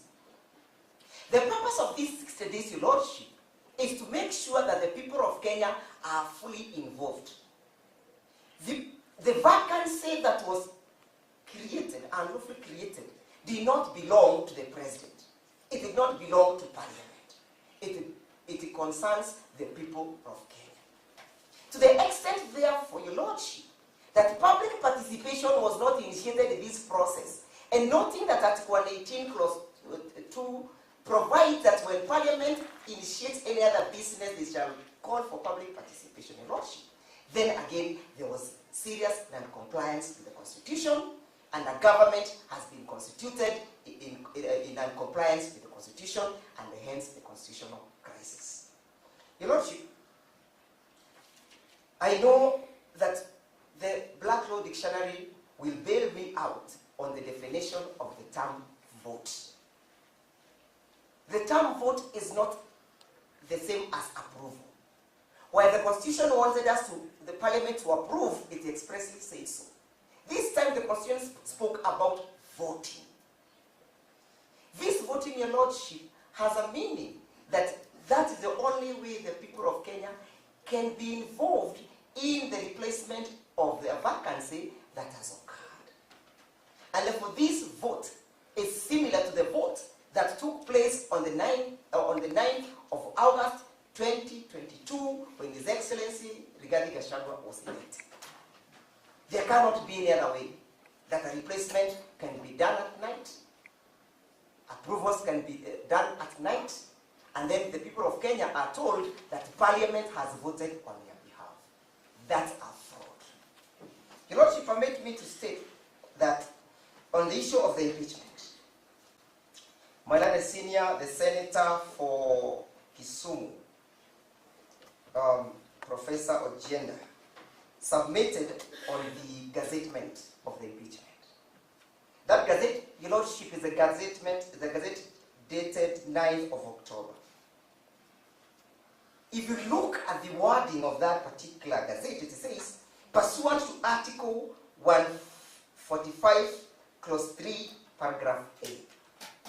That is to say, of the Constitution and Standing Order number 78, Sub-Order 1. That is to say that the Deputy President's impeachment was commenced pursuant to Article 145, Clause 3, Paragraph A of the Constitution. I dare submit, Your Lordship, that there is, though the office of the Deputy President and the Presidents are derivative, they are distinct in their functions, and that, Your Lordship, that distinction is what invited the people of Kenya to enact Article 150 of the Constitution, so that there can be clear distinction in the manner in which these offices are managed. Your Lordship, the removal of a Deputy President is provided for under Article 150 and not Article 145. So this Gazette notice commenced the process of removal of a Deputy President as though they were impeaching a president. That is a fundamental constitutional error. It's an error because, Your Lordship, the people of Kenya were not daft that they deemed it fit to enact Article 150. And of course, Your Lordship, the reason why this gazettement or this impeachment was commenced under Article 145 is because they wanted to run away from the import of Article 150, Clause 2, which required Parliament and the Senate to modify this process. This modification, Your Lordship, has been submitted before. I actually submitted at length on it. But just suffice to say that this was not a discretional question. Neither Parliament nor the Senate could avoid the modification requirement. It was mandatory. And that is why, Your Lordship, the Constitution deliberately uses the word shall. With the necessary, it says, the provision of Article 144 and Article 145 relating to the removal of the Deputy President shall apply, comma, with the necessary modifications to the removal of the Deputy President. This modification, this application of Article 144 and Article 145 had to suffer modification. The person who was to modify was Parliament. Parliament as defined under Article 93 of the Constitution. They could not avoid and or evade that duty. To the extent, therefore, that the commencement of the impeachment process was initiated by the Senate pursuant to the wrong article of the Constitution, Your Lordship, then this cannot be said that's an impeachment that can stand. They were so much in a haste that anything that was supposed to go wrong went wrong. Who should benefit with these transgressions? Should the Senate, should the person who was in pursuit of His Excellency Rigathi Gachagua benefit? Should it be Mr. Kindiki? It is the people of Kenya who should benefit from the provisions of this Constitution by upholding it. Your Lordship, you are told that His Excellency Rigathi Gachagua had filed affidavits and responses. And therefore, there was no necessity for him to appear and defend himself. Suffice to note, Your Lordship, once more, that His Excellency Rigathi Gachagua was the only witness that the defense had was to mount for his case. Your Lordship, this was not a trial by way of affidavits. It was a viva voce process. And this viva voce, Your Lordship, again you'll find it under Standing Order 78. When you go to Standing Order 78, you are 78.6, it speaks about the President. It says, where the President chooses to appear before the Senate,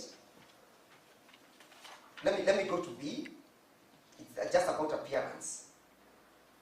So it says how the President proposes to appear before the Senate, whether in person, by advocate, or in person and by advocates.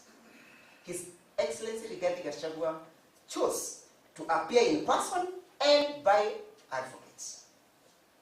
He was to appear in person, Your Lordship, because it was necessary for him to conform with the provisions of, again, of Order 78, 11.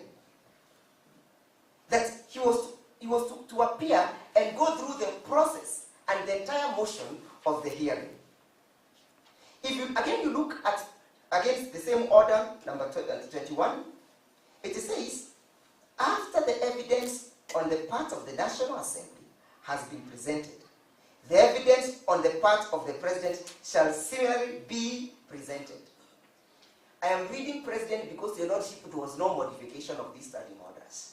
That is why I am reading President as it is, and deliberately refusing to replace the term President with the Deputy President because there was no modification. So these standing orders presuppose a situation whereby the person appearing is granted an opportunity to urge his case. That is why, Your Lordship, Order 22 says, a witness presented shall be led in evidence, cross-examined, and where necessary, and only for purposes of clarification of issues that may have arisen from cross-examination, be re-examined. It tells you, Your Lordship, this was to be a full trial.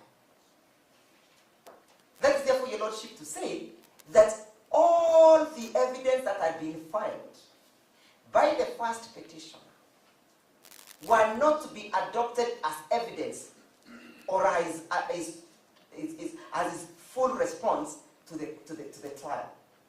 it was necessary for him to be granted an opportunity to be heard. And even, Your Lordship, when the Senate realized of this, they never modified this to say, okay, we can exempt, we can exempt his appearance. You will not find that anywhere in the Hansons. Again, to the extent, therefore, Your Lordship, that this was not followed. Senate itself violated its own rules.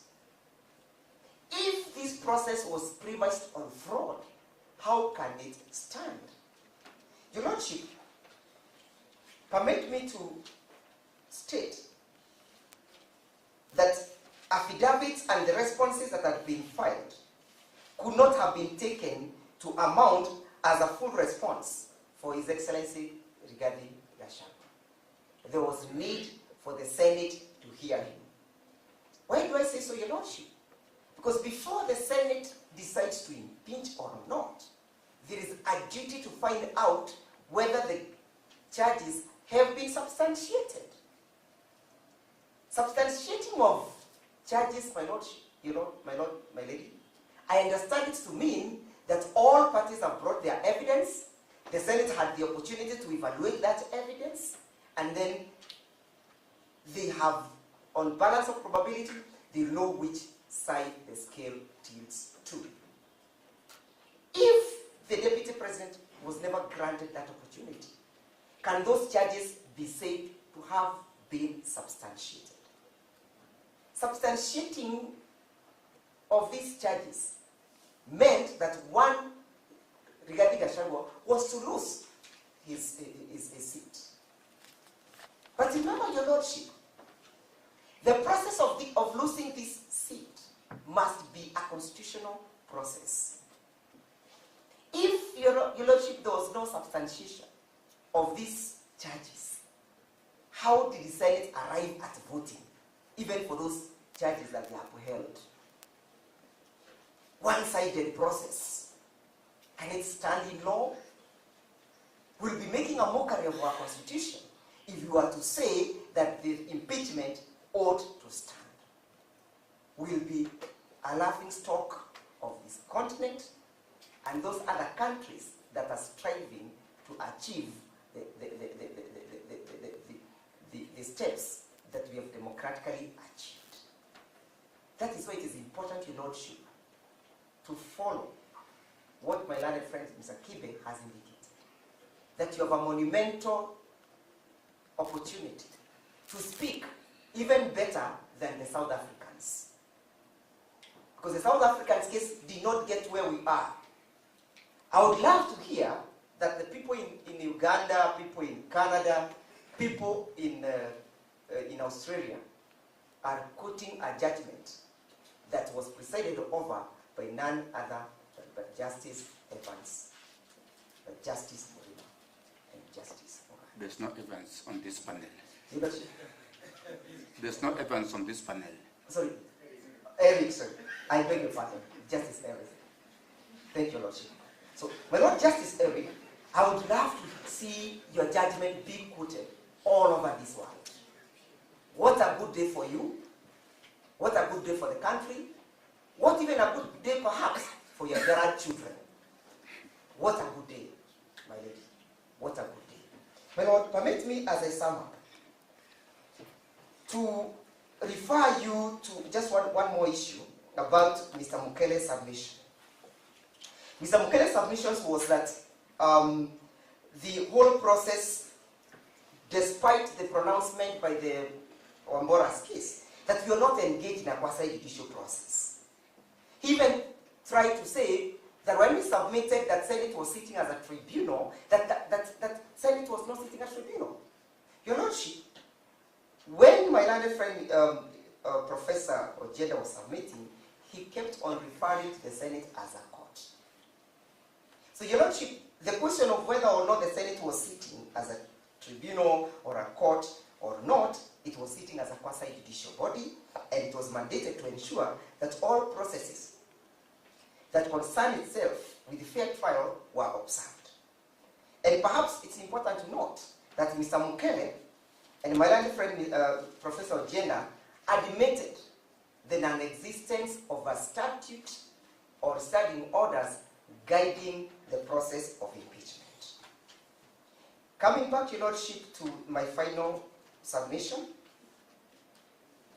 whether or not this court can look into the works of the Senate, review it, and arrive at a decision, Your Lordship, it's my humble submission, Your Lordship, that your hands are not tied. They are not tied, Your Lordship, because at 165, clause 3, paragraph D, Roman 2, confers you with the power to interrogate whether anything said to be done has been done in accordance to this Constitution.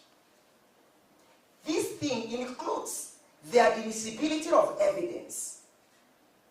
It includes the relevance of this evidence. You are not stopped from confirming whether the Evidence Act was applied.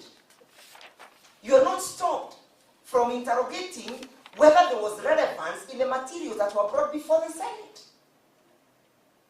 The question whether anything said to be done under the authority of the Constitution or any other law is inconsistent.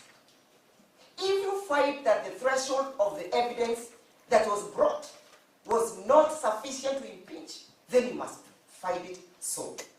Your Lordship, again, Article 165, Clause 6. Again, you are told that you also have the power, the supervisory jurisdiction power. The High Court has supervisory jurisdiction over the subordinate courts and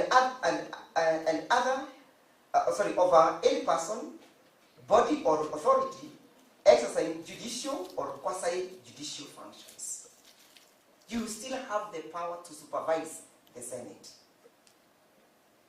The Senate functions falls under your supervisory jurisdiction pursuant to this provision. When you're interrogating this, Your Lordship, you're not even barred to confirm whether or not what the members of the Senate contributed spoke to the motion. You're not barred from interrogating whether there was nexus between what they submitted in their effort to find that the motion was substantiated or not. Relevance and admissibility. Your Lordship, finally permit me just to draw your attentions to the state South African judgment. I'll refer you to I'll just put the paragraphs and the page. Paragraph 38 of the state judgment at page 20. Paragraph 63 at page 30. Again, this is quite interesting. When you want to interrogate where this investigation was supposed to take place. Was it to take place at the plenary?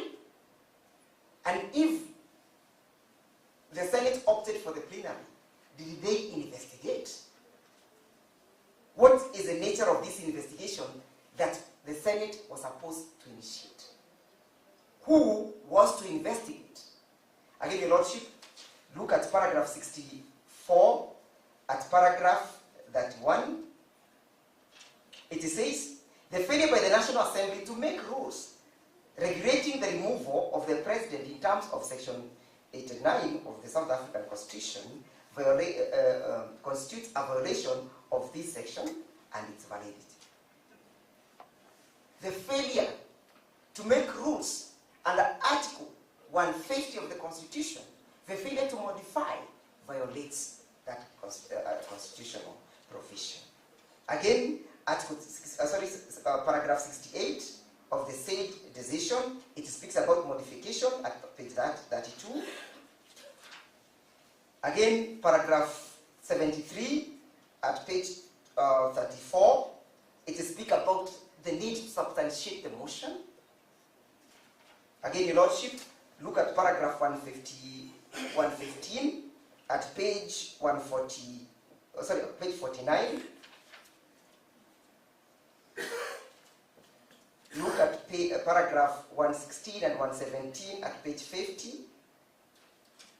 The question of the status quo, what my learned friend was submitting to, that is to say, if the petition succeeds, we revert back to the status quo ante, and reverting to that particular position, no constitutional crisis will be occasioned, because we will be reverting to a situation that is consistent and known by law.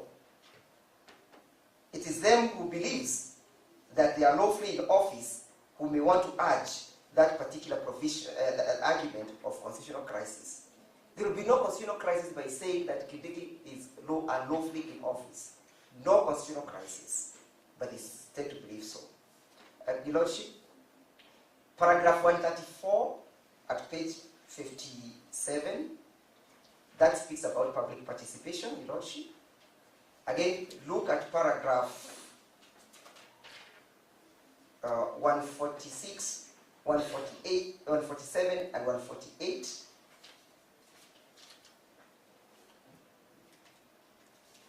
And finally, Your Lordship, I try to highlight what I find relevant. Look at paragraph 155 of the Constitution of the said judgment. And my Lord, it deals again with the issue of the failure to modify the rules. Your Lordship, I want to urge you to find that there was no impeachment at all, and that whatever happened at the Senate was a mockery of justice, a travesty to the Constitution, a violation, and it is amount to serious contempt on the part of the people of Kenya. Your Lordship, speak as if you will never speak any other time. Your Lordship, speak for the people to hear. Speak for the people of Kenya. Your Lordship, the fate of this Constitution squarely rests on your hands.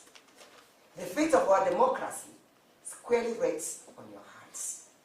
The fate of the people's power, the sovereignty of the people, and the ability of the people to govern themselves and decide the government that they want to be governed and the mode of governance rests on your hands. The baby is with you, Your Lordship. You may choose to kill it or to give life to it. You may choose to pour the water with the baby or take care of this baby. This baby is only 15 years old, Your Lordship. The Constitution is only 15 years. Let it be preserved by your power. Most obliged. Oh, thank you very much.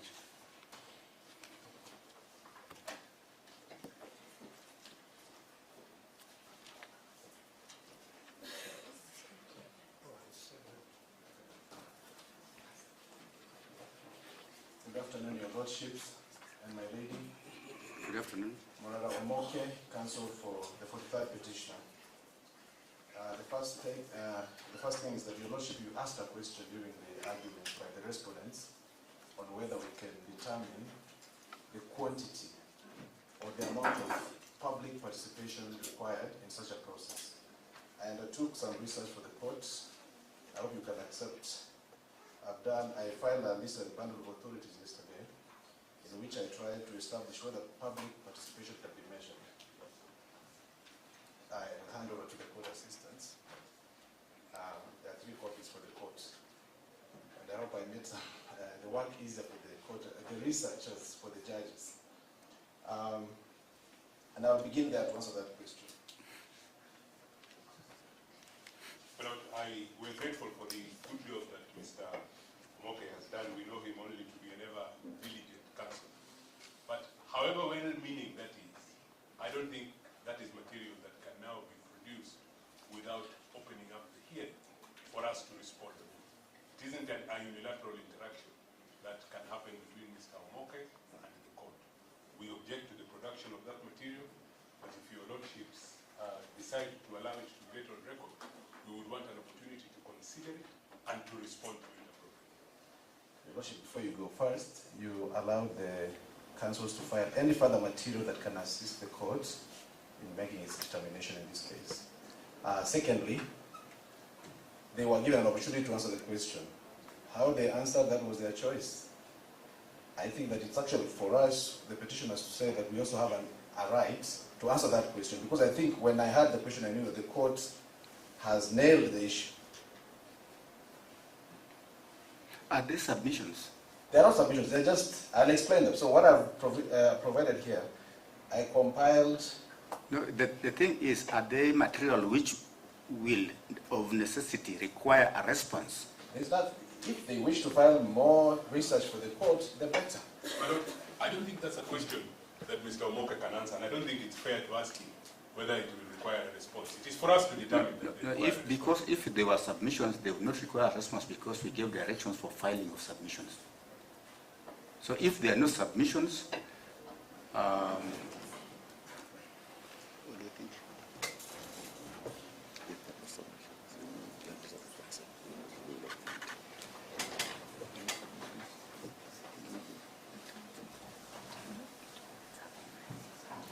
Mr. Omoke, if there are no submissions, unfortunately, we cannot admit them at this stage. Your Lordship, then am I allowed to answer the question you asked? How do we measure public participation? Yes, that is, you are submitting, you are allowed to submit. My answer is based on the material in these documents. But this is not the stage at which we can accept that material. I think you also know. Your Lordship, just for record, yes, you actually ordered in the last time we were before you, that if there is any material that can assist the court, including the South African case. But whichever material, that was good because we did it. But you see, every material must be responded to. If you file a material, it has to be responded to. And I don't think we are in a situation to adjourn these matters again for purposes of further responses. Your Lordship, this is to help the court to answer the question. I believe that they can be allowed to file if they so desire. In fact, some of the documents I filed here, they are matters of judicial notice because they are documents, policy papers, from two of them from the Office of the Attorney General. And perhaps I think it's good for the court to have a look at the material as you decide that objection. Kindly. Mr. Omoke, I think the court has already given its position. The materials are not submissions. Those are substantive documents, which by right, the other party must respond to. So we've made a position, we are not accepting. If you have anything to say in submissions, maybe, but not in reference to those materials. Thank you. Thank you, Your Lordship. So I will proceed to answer the question. The question the court asked was, how do we determine how much public participation is enough? And that question is important because we've looked at the judicial precedents that have come out of the courts, which have given descriptions. They have described what kind of public participation is expected of any process.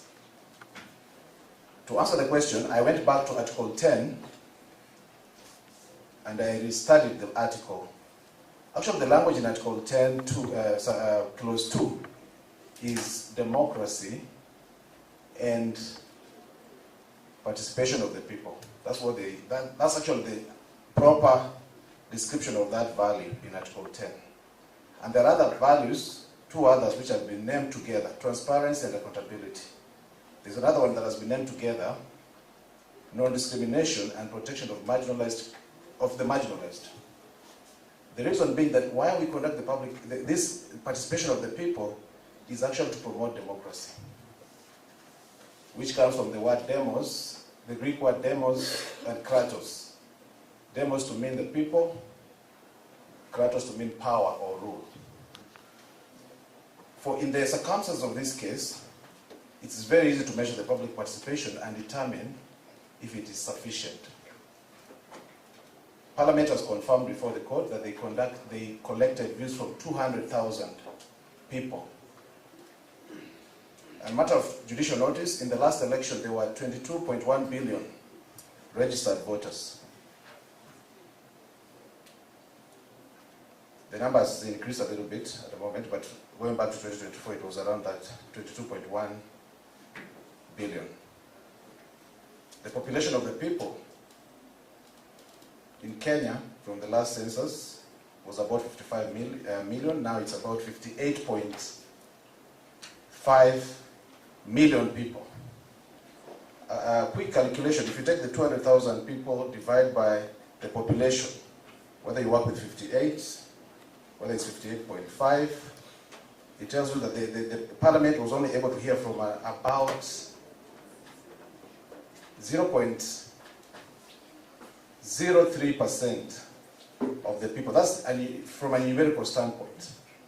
So when you go back to the decisions of these courts, of our courts on this subject, they have given a lengthy descriptions that the public participation should be real, it should not be illusory. I might also add the word, it should not be a chimera, it should be thorough, but we should be able to measure. Because also, as I said, it should not only be quantitative, but also qualitative. From a quantitative perspective, it should be so clear to the court that that is not enough. I'll still continue to look at that numerical issue. This country has 290 constituencies for purposes of electing members of the National Assembly. When you take the total number of people from whose views were collected, 200,000, and you spread out across the different 290 constituencies, that's about 690 people. I heard someone say it's a lot. It's extremely small. It's like a drop. It's like a sand particle in the ocean when you look at the full scheme of things. From a county perspective, 47 counties, 4,225 on average. I'll take an example of the county where I reside, Kiambu County, which has about 1.2 million voters. Again, an issue of judicial notice from the last, the data from 2022. If you hear from only 4,225 people, I think that's extremely small. So I'll ask the court to apply that test. Look at the numerical aspect. Then when you come to the qualitative, we have to question whether the views that were collected were actually incorporated. So what I'm actually asking the court to do is to develop or to order the various state agencies to actually develop an element of a public participation index or a people's participation index. I wish the court would have allowed, or have agreed to look at that material. It would have learned a lot, but I'll take this opportunity hopefully one day to write an article. I don't know if any of our judges will agree to do it with me. We can do an article on this subject, and it will totally help our legal system.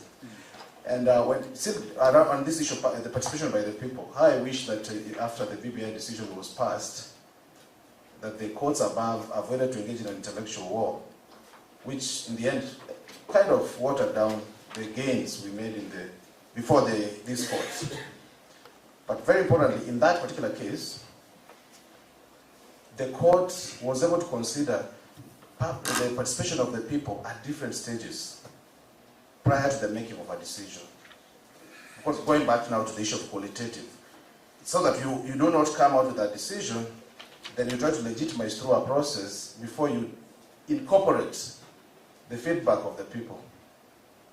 So in the BBI case, which I'm very proud of, having participated extensively, we were able to show the court that when they went around collecting those views, when they went around the country, in the name of building bridges, they did, which was supposed to be subject to the referendum. But we were able to show that that bill that they came out with was not a product of proper participation of the people. So that such that before they formulated it, they should have come out and said, after going through the various sittings, which were actually done, as I said back then, in the five-star hotels, when they went around and collected views for that report, the BBI report, and later decided to crystallize some of those ideas into the bill that was to be subject to the referendum, they should have actually come back to the people, hear from the people, and hopefully even collect views and refine the documents before it went through the various processes at the counties, the National Assembly, and which, as you remember those days, also we experienced a moment of magical speeds in this country when something was done with major level of efficiency by our parliament. They were required in the judgment that they ought to have collected the views from the people, refine the document, then continue with the rest of the process. In the current case before you, it's not been disputed by any of the respondents that prior to the bringing of the motion before the National Assembly, there was no element of public participation. What actually ought to have been done by the 9th respondent, I believe, Mutuse, he should have started back at his constituency, get views, try to speak to the people before he crystallized the motion. That was not the case.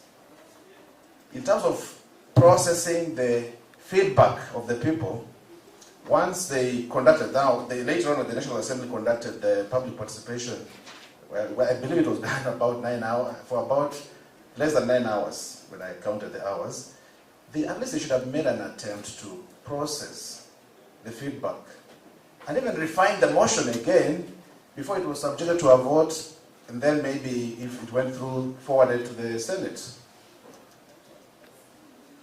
Which will bring me, as I close this submission, to the decision that was passed or delivered in this particular litigation, but in a different petition, E550 of 2024, by the Honorable Chacha Mwita, when he was making a decision on the request for conservatory orders. That's when the process was at the National Assembly. I hope that decision ought to be part of this record.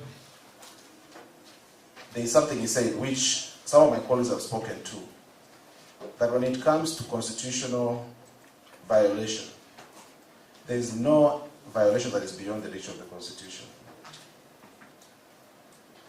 As long as an act is a violation, the Constitution will not spare. It cannot spare such an act. And that's when this court swings into action. This court it must intervene and declare any such act by the name it deserves.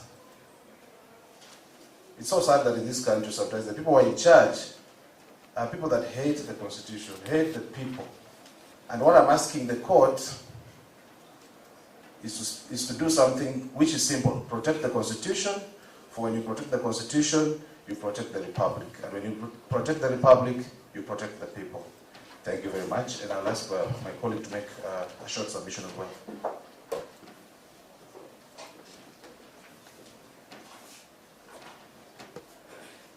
Thank you, my lords, my lady. My name is Sasha Wamai, and I'm appearing with my learned friend, Mr. Morara Omoke, for the 43rd petitioner. And I want to submit my rejoinder on two issues. First being the numerical threshold, and the second being the justiciability of impeachment proceedings. My lords and my lady, my learned friend, Mr. Mushemi, who appeared for the 9th respondent, heavily relied on the numerical threshold. However, I respectfully submit that the impeachment under Constitution of Kenya 2010 is not a merely arithmetic exercise. The attainment of numbers alone cannot cure a process that is unconstitutional, procedurally unfair, or a violation of the natural justice. And this, my lords and my lady, I want to quote Article 10 of the Constitution that obligates Parliament as one of the state organs to uphold the provisions. And I won't read because of the interest of time, and I am very determined to join Morara Omoke in the high regards he commands before these honorable courts in timekeeping. So I'll not go into details. Article 47 that guarantees that every person has the right to fair administrative action. And in this case, numerical threshold cannot overlook these provisions of fair administrative action. And also we can read together with Article 47 to Sub-Article 2.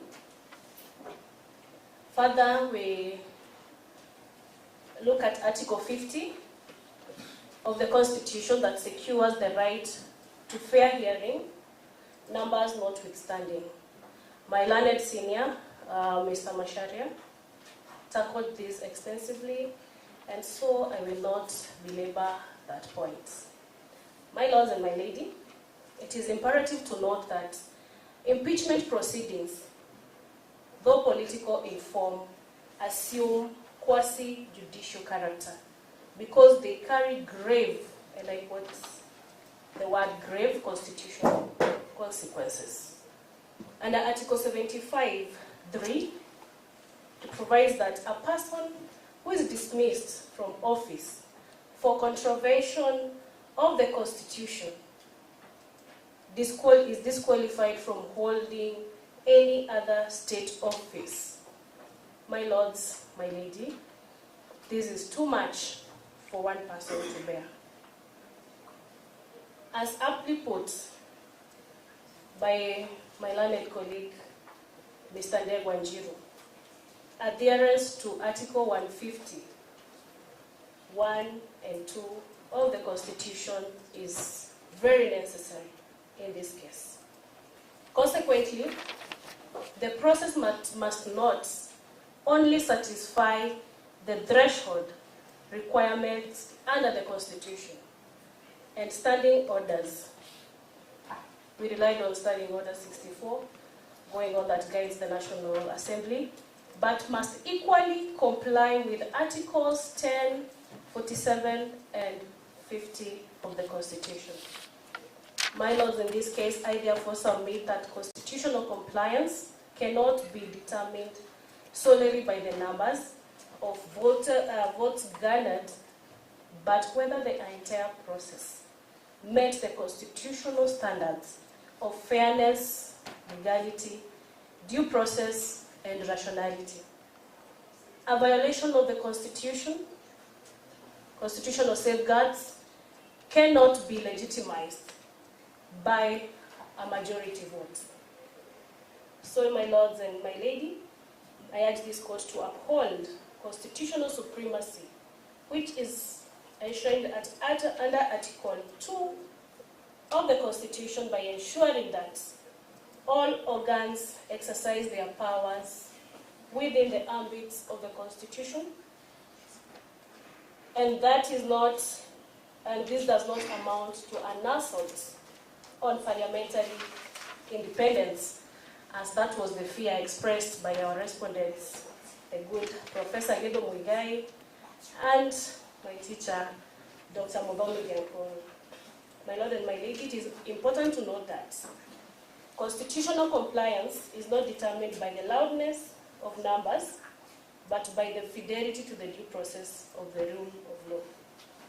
Secondly, my lords and lady, numbers may satisfy the threshold, but fairness confers legitimacy. Overwhelming political support cannot legitimize a constitutionally defective process. And in this case, we have established there's a flaw in how the process was carried.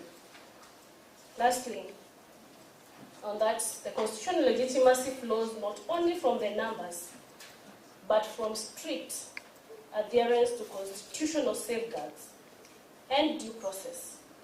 The majority support cannot sanitize an illegality. I would want to quote the case of BBI, where my learned friend, Morara Omoke, was a great patriot, was both a party, a key party, and council. The High Court emphatically held that constitutional compliance cannot be satisfied at the altar of political expediency or numerical strength. And my lord, because I know in this room we both love football, most Kenyans do, I would like to liken reliance of parliamentary arithmetics to a football match where one team scores more goals but referees ignores the flaws, denies penalties, and applies rules selectively. The score may stand on paper, but the integrity of the match is compromised. Can you cite authority for that one? That is an analogy, yes. my lord. Which teams are you referring to? Arsenal, we are currently celebrating a big win. So I'm in that spirit, my lord. In circumstances, I respectively submit that numbers alone do not confer constitutional legitimacy where the process itself is fundamentally flawed. On my second issue, my lords and my lady, the learned senior counsel, Professor Gido Mugai, made heavy weather on, I use that word or phrase because he likes it, arguing that impeachment is a purely political question, and further goes to qualify it as a sui generis process to mean one of a kind.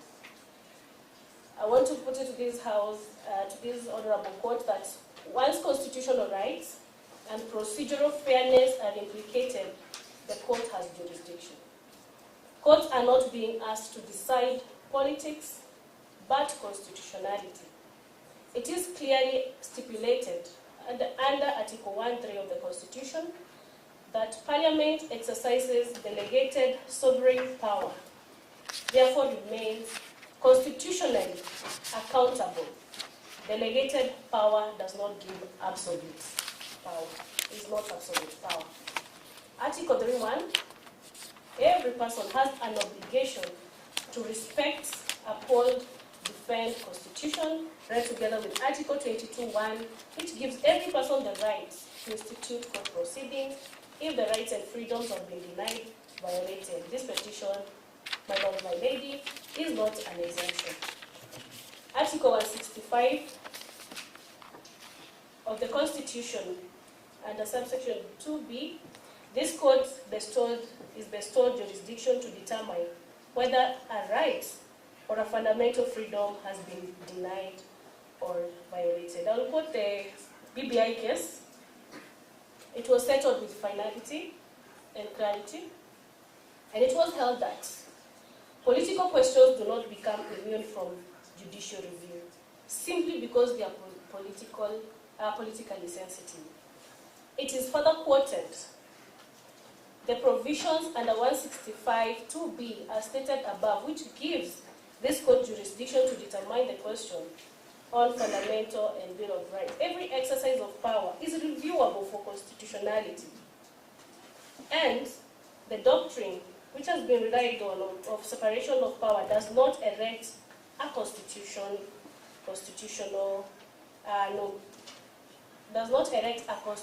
no-go zone or immunity from judicial scrutiny.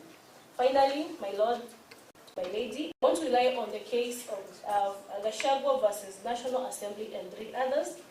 That is under the petition A550 of 2024, read from section number 76 to 85.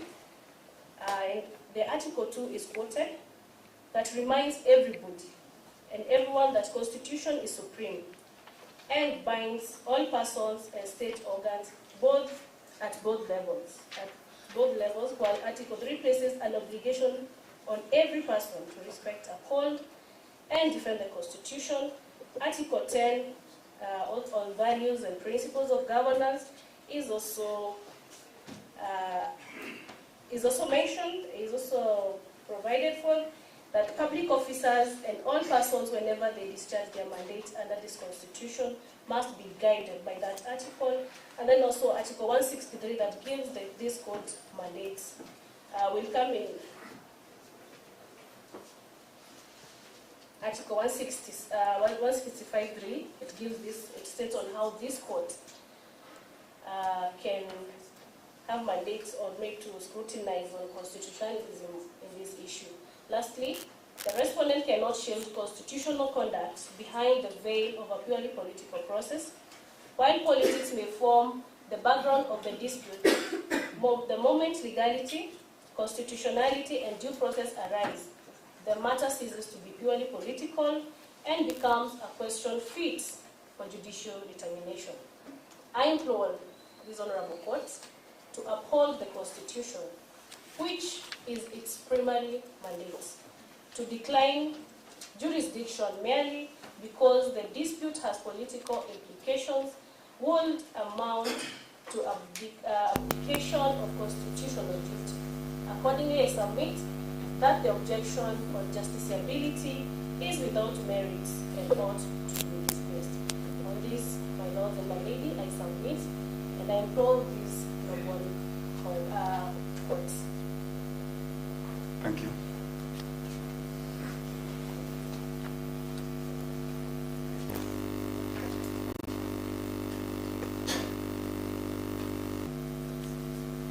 My lords, your ladyship, one of the issues that this court is being called upon to decide and determine is whether the first petition was accorded a fair trial in the impeachment proceedings by the Senate. And this court has had respective arguments and submissions. You will recall Senior Counsel Dr. Thiokulu advancing the argument that the first petitioner was accorded a fair trial by saying the affidavit by the first petitioner in the Senate was adequate, that in fact it is the National Assembly that was deprived of the right to cross-examine the first respondent. And that is the issue I would like to reply to as an issue of law. First, Article 50, Sub-Article 1, applies the right to a fair trial to quasi-judicial tribunals and bodies, so that Article 50, Sub-Article 1 applied on all fours to the Senate when it was conducting the impeachment proceedings. Permit me also to draw this court's attention to Article 25. The people of Kenya, when they gave themselves the 2010 Constitution, considered the right to a fair trial so fundamental that they included the right to a fair trial in Article 25 as one of those rights that cannot be limited.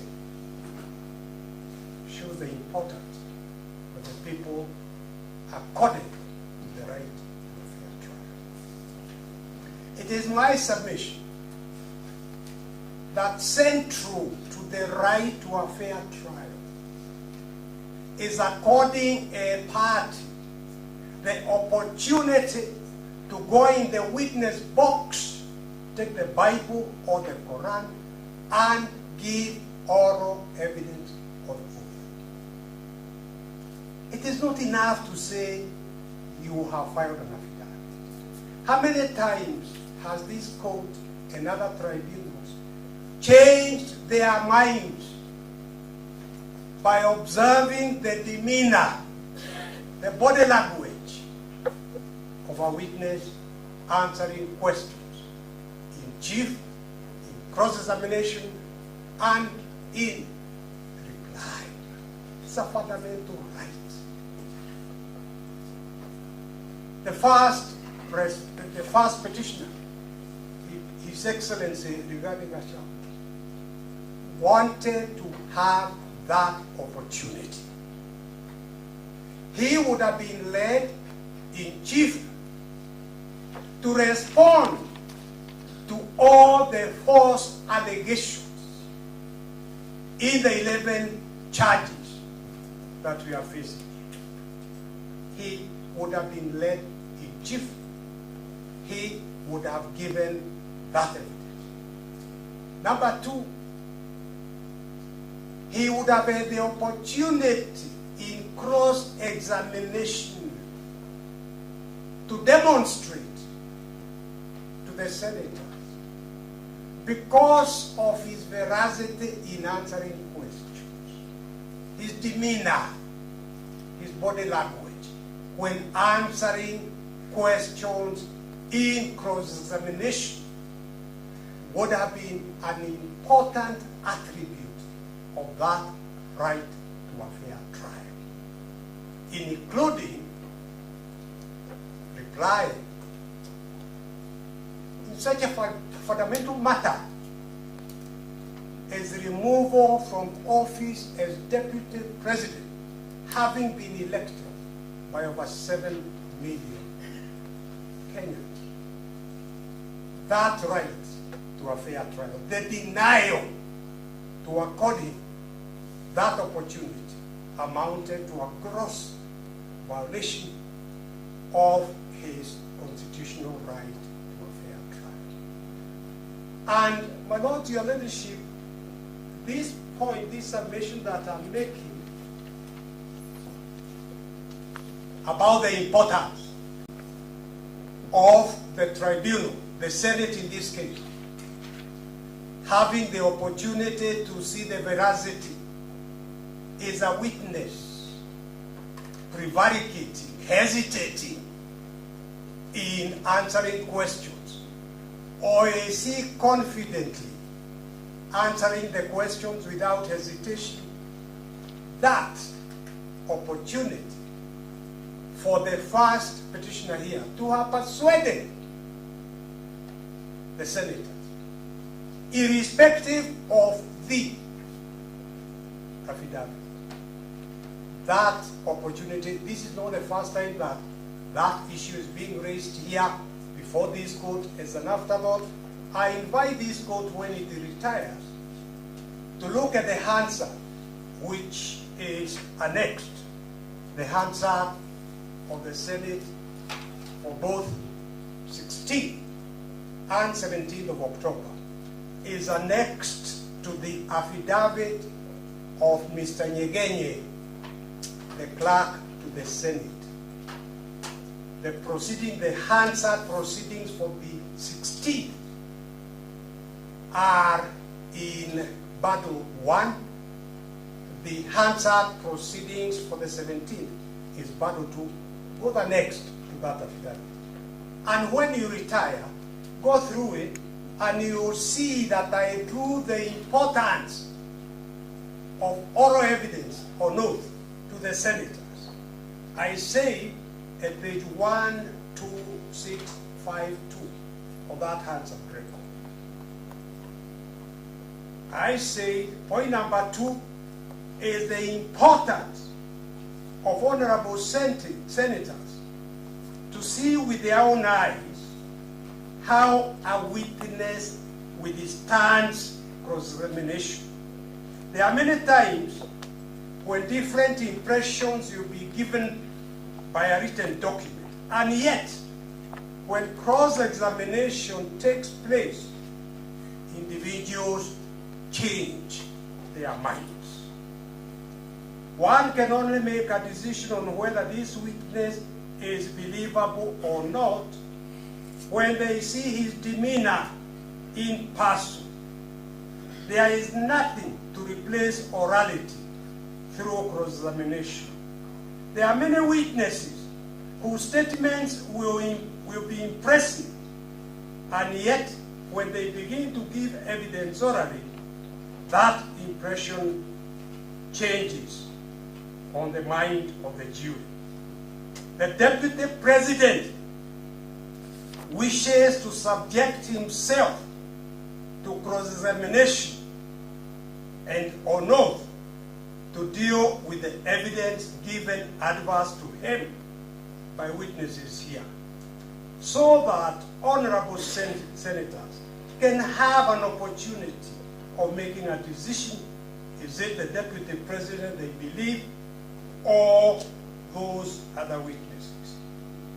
That opportunity can only come through orality and cross-examination. What this House elects to do, they will make that decision on Tuesday, because the first petitioner was applying for adjournment until the following Tuesday. And I said I'm always an optimist. I'm living in the belief that the doctors will be able to put whatever is wrong with the Deputy President, will be able to put it back in place so that he can be here on Tuesday. If he's not here, let the decision of what this Honorable Court will then do be made on Tuesday. That is a humane way of going about a matter about which no one had any control. And for the Senate to have deprived that opportunity to the Deputy President, the first petitioner, on the basis of their misreading and misapplying Article 145, and of course not taking into account Article 150, that they had to conclude the impeachment within the two hearing dates, 16th and 17th. At a time when the Deputy President had been taken ill and admitted into hospital. That, in my submission, amounted to a gross violation of his right to a fair hearing by a quasi-judicial body, the Senate, which could not even be limited. And, my Lord, your leadership, I was not the only one raising that issue. When you go through that Hansard report, page 12677, you will see the senator for Nandi County, not the county of Nairobi, or the county of Kisumu. He actually agreed with me. You will see what he says on record in the answer. As I begin, I want to wish my brother and friend Rigathi Gachagua a quick recovery after that unfortunate incident. The ongoing process has largely gone on well until the adherence of Article 50 came up. And he goes on to say, we have not succeeded in giving a fair hearing to the Deputy President.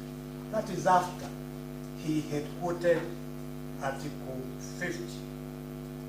The reading of Article 145.4 does not specify the timeline in which the Deputy President's removal can be listened to. It is only by a special committee that it provides for 10 days.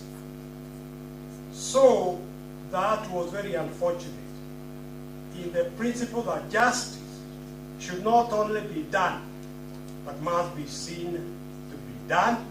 Many Kenyans are asking questions.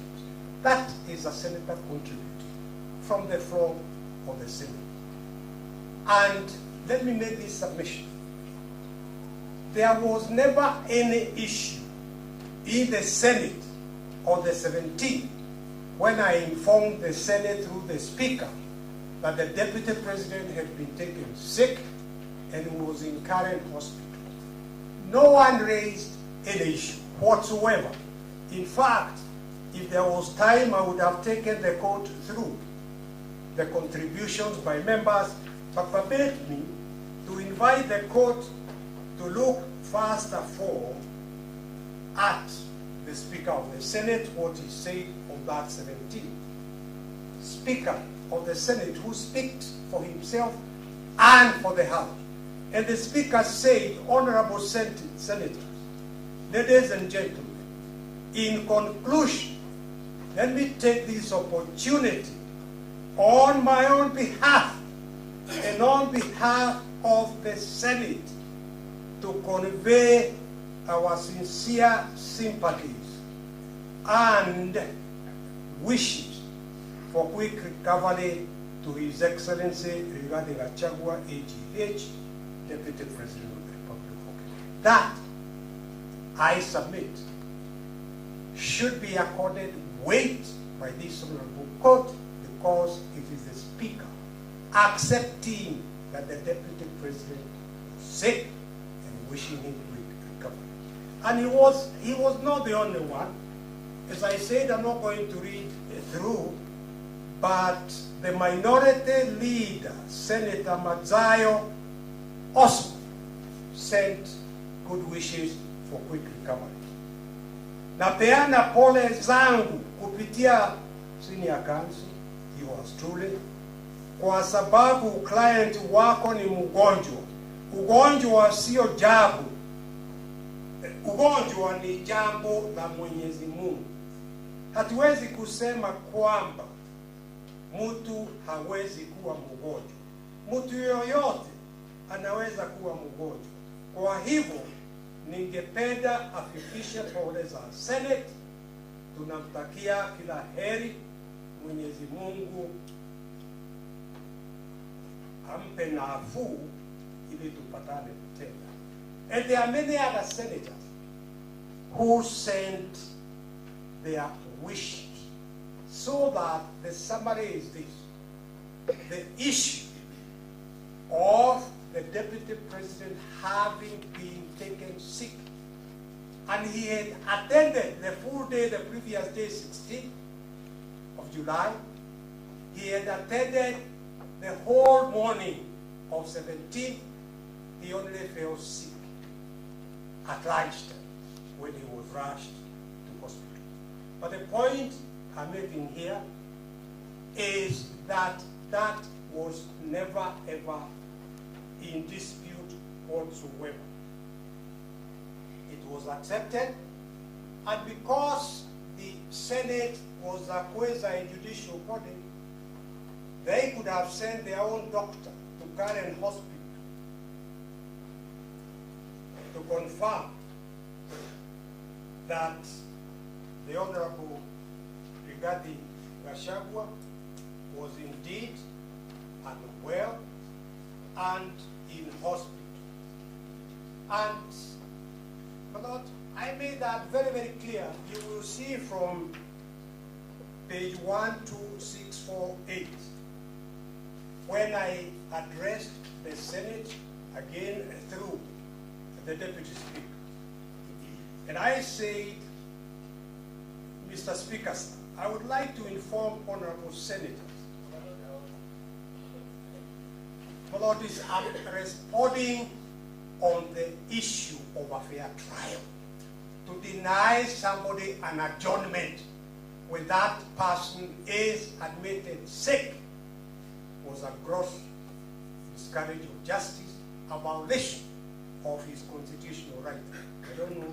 I suspect he just wants to interrupt a point that perhaps no, the point, my lord, is Honorable Muite is a very senior lawyer. We honestly wouldn't want to interrupt his presentation, but he's making his reply as though he's arguing and gushing his case afresh, taking you through, I don't know who said what, which aspects of the evidence. It is not another bite at the cherry. I have really, we have consulted here, and it is with a lot of restraint we are forced to make this objection.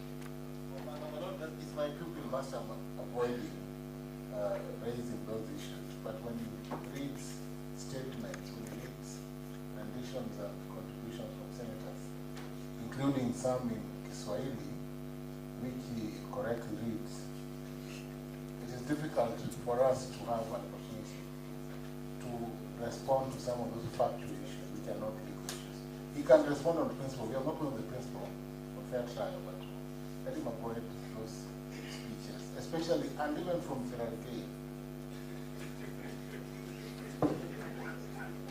No citing anything you said in the Senate, deliberate. But, my Lord, your ladyship, you will remember my good friend here, senior counsel, in his submission, he said that the Deputy President was faking illness.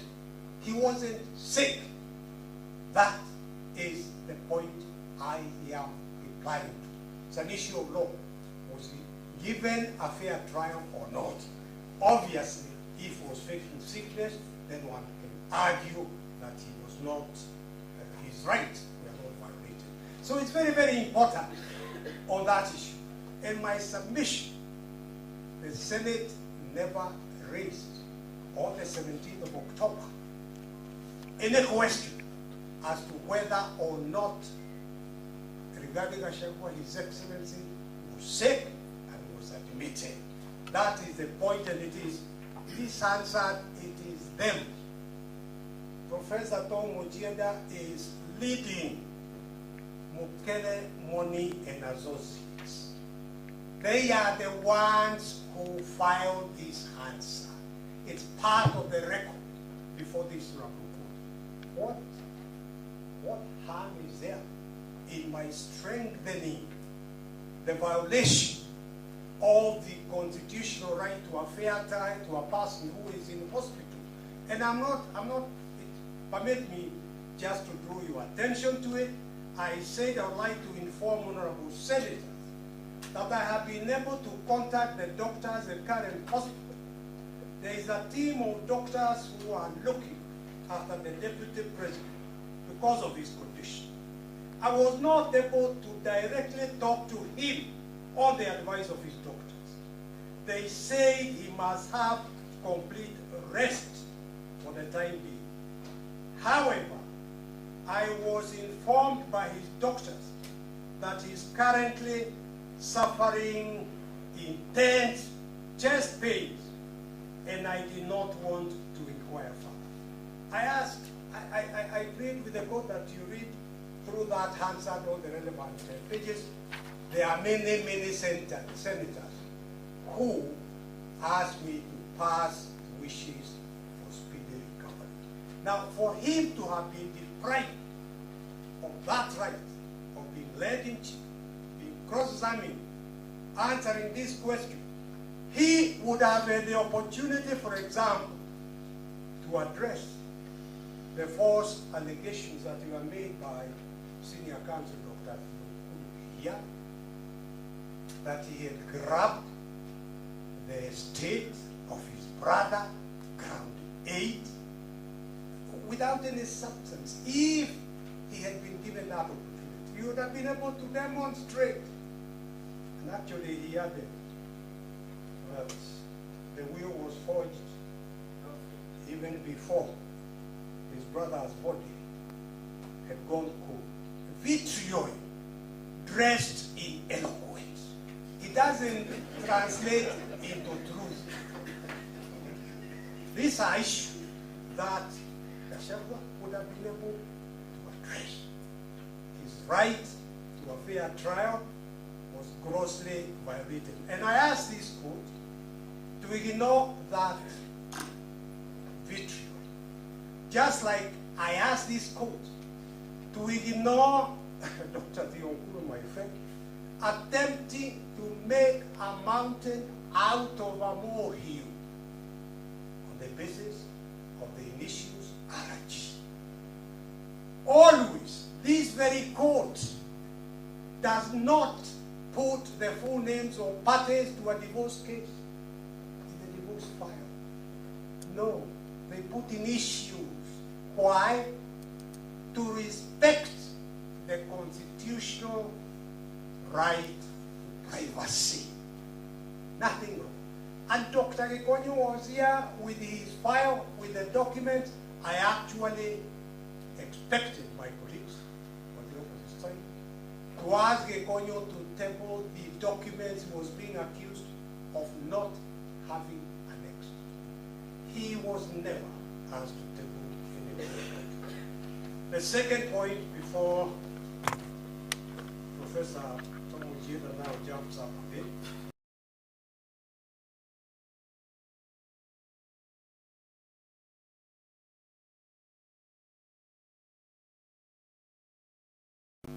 in my submission, the reason for this political doctrine being pushed on this court by the Attorney General through Senior Counsel Professor Gideon Muigai, and the Senate through Professor Tom Muchira.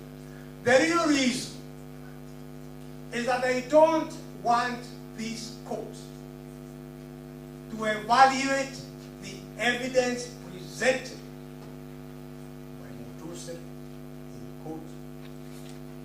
They don't want you to examine the record, Hansa, of the cross-examination of Mutuse, who was the primary witness, cross-examination by Senior Counsel Elisha Okoya. Why are they trying to stop this court from doing that? Because they know that if this court does that, the court will come to the inevitable conclusion that there was here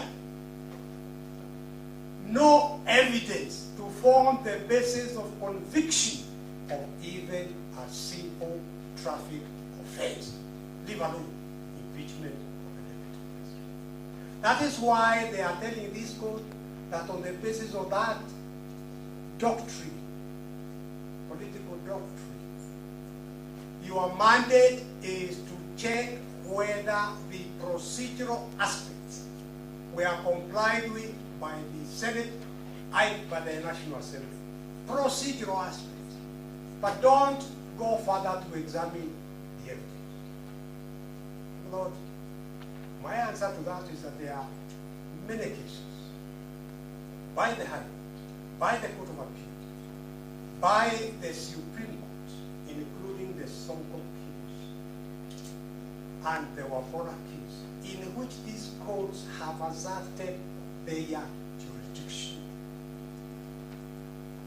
Second point I'd like to make, my Lord, again, the people of Kenya, when they gave themselves the 2010 Constitution, and I invite this court to have a look at Article 1 and Article 2. Article 1 about sovereignty, Article 2 about everybody, every institution, government, being bound by the Constitution. The people of Kenya made two important decisions. First of all, it is not by accident that Article 1 was placed as Article 1 and Article 2 about the supremacy of the Constitution was placed as Article 2.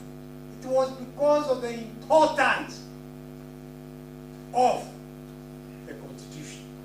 So the point I'm making, the submission I'm making here, is that the people of Kenya made two important decisions. One, they placed their confidence, their total trust in the Constitution. They did not place that total trust in the executive, in the National Assembly, or in the Senate, in the Constitution. That's what they did, Article 1 and Article 2. The second important decision they made was that they, the people of Kenya, by ratifying that Constitution, said in Article 165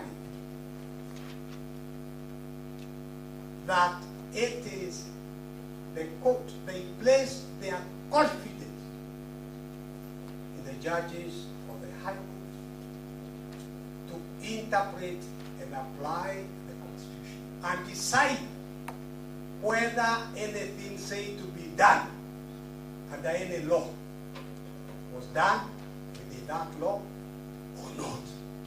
That is a jurisdiction, that is a power that cannot be taken by this court for whatever political considerations there might be. But Lord, the 10 days limitation, even on a plain reading of Article 145, was in sub-article 4 limited to the special committee doing the investigations. As far as proceedings in the plenaries are concerned, they would have proceeded on the basis of Article 159, sub-Article 8, where no time is prescribed. That thing will be done within a reasonable time. And my Lord, even the Speaker of the Senate had at least agreed to adjourn until Saturday. That motion was moved, put to the members, the senators. They voted against even adjourning to Saturday. And they proceeded. A person sick in hospital, they proceeded. That was a gross violation. So on the basis of the political question, on the basis of a fair trial, this is a petition that I plead this honorable court should allow. Permit me to say only one word about public participation, and which is this: that given the importance of Article 1, Article 10 and Article 118 on public participation assume greater significance in impeachment proceedings because the sovereignty is vested in the people. And the public participation here was quite simply a sham. My Lord, the first petitioner looks up to you to do him justice that was denied him in the Senate impeachment proceedings. That is what the people of Kenya, because it is them who are sovereign, it is them who distributed these jobs, that is what this case is all about. It's beyond being about. And finally, on the issue of emoluments, you've been addressed about that. This is not a simple employer-employee case, as was the case with the telco. This is a petition of an elected official governed by Article 20.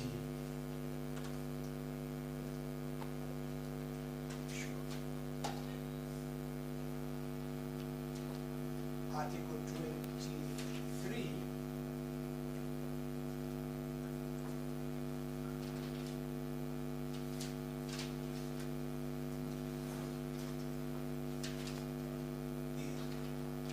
the award of damages. You got the right to award damages.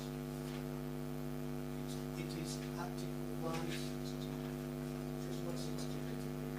Yes, it's Article 23.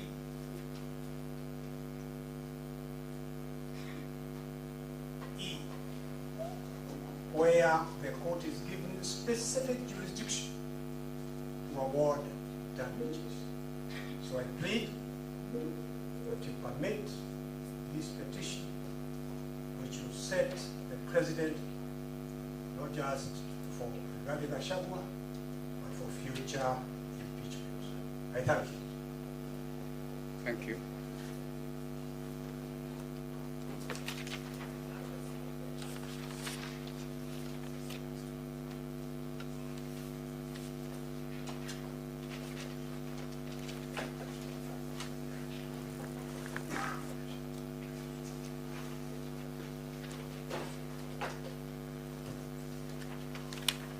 Thank you very much. We have come to the end of the proceedings for today. Now reflecting on what you have been submitting upon since this proceeding started. You've been urging us, telling us that when you retire, when you retire, now we are retiring.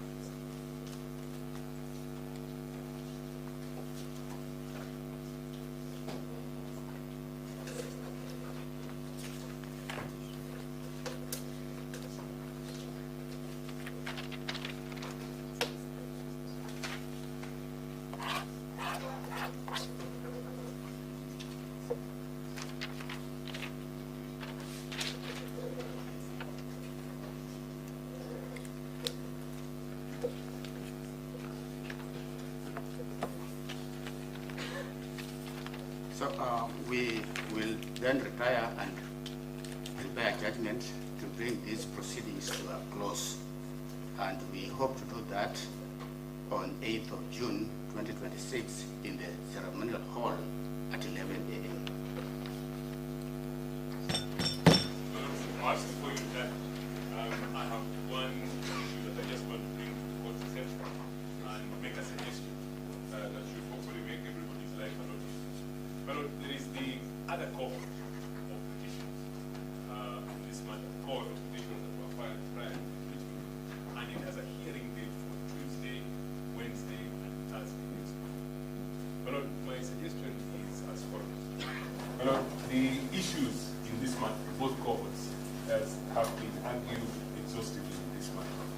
My suggestion, and I believe I speak for many of my learned colleagues, is that the hearing of those cohorts of petitions be paired and be mentioned after the judgment of this one has been delivered, and we can see if there is anything that remains for examination. I think that's a good observation.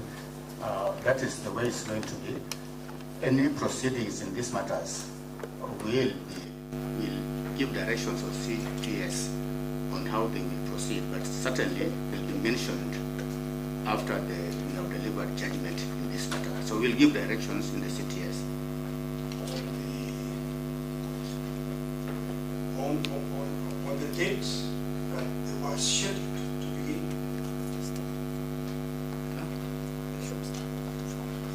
They will stand adjourned, but we'll give directions on CTS so that we are clear that parties know the directions that are given. For the parties who are here, I think the information is that they will stand adjourned until we give a mention date for them. We accept it. But for purposes of everybody getting to know, we'll send the information on CTS on every file. Yes. Yes. I'm only raising that issue because while I agree entirely with what my namesake has said, it is best that we proceed in the manner the court has suggested because there are some individuals in that cohort who are not parties in this second cohort. Of course, they need to be present when whatever decision is made is made. Thank you. I think we just give directions. If I may, is it Arthur Kinyanjuri? I'm in petition 586 to 24. It's wholly outside the courts. And yet it raises issues that are implicated here. We have a hearing date on the 4th of June. That's before the judgment date that has been given. With tremendous respect, my lords and my ladies, the issues raised in that petition are very weighty and equally implicate these particular proceedings. So that your lordship, I don't know between the 4th of June and the 8th of June, a judgment in that 586 can be rendered. Because your lordship, your lordships and my lady, my client would stand wholly prejudiced in the circumstances of adjournment without a hearing on a standalone petition. Mr. Kinyanjui, I think you are misinformed. Your matter is coming for a mention, not a hearing. It's coming for a mention on that date. We got a hearing. But we got a hearing. Yes. Hearing date. Let's make it clear. Let's make it clear that these matters are related. All these matters are related, and for the time being, we are rendering a judgment on the current petition on 8th of June 2026. All other matters related to this matter, we are going to give directions on CTS. Thank you very much.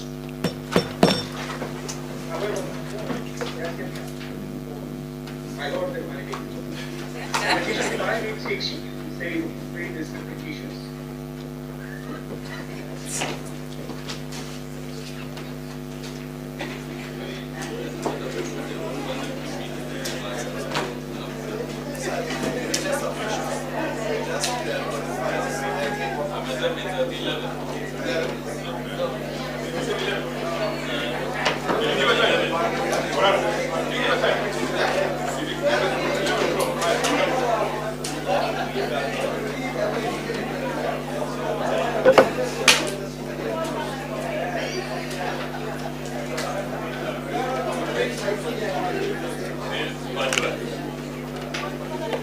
tunahitaji kwa Court of Appeal. Yeah.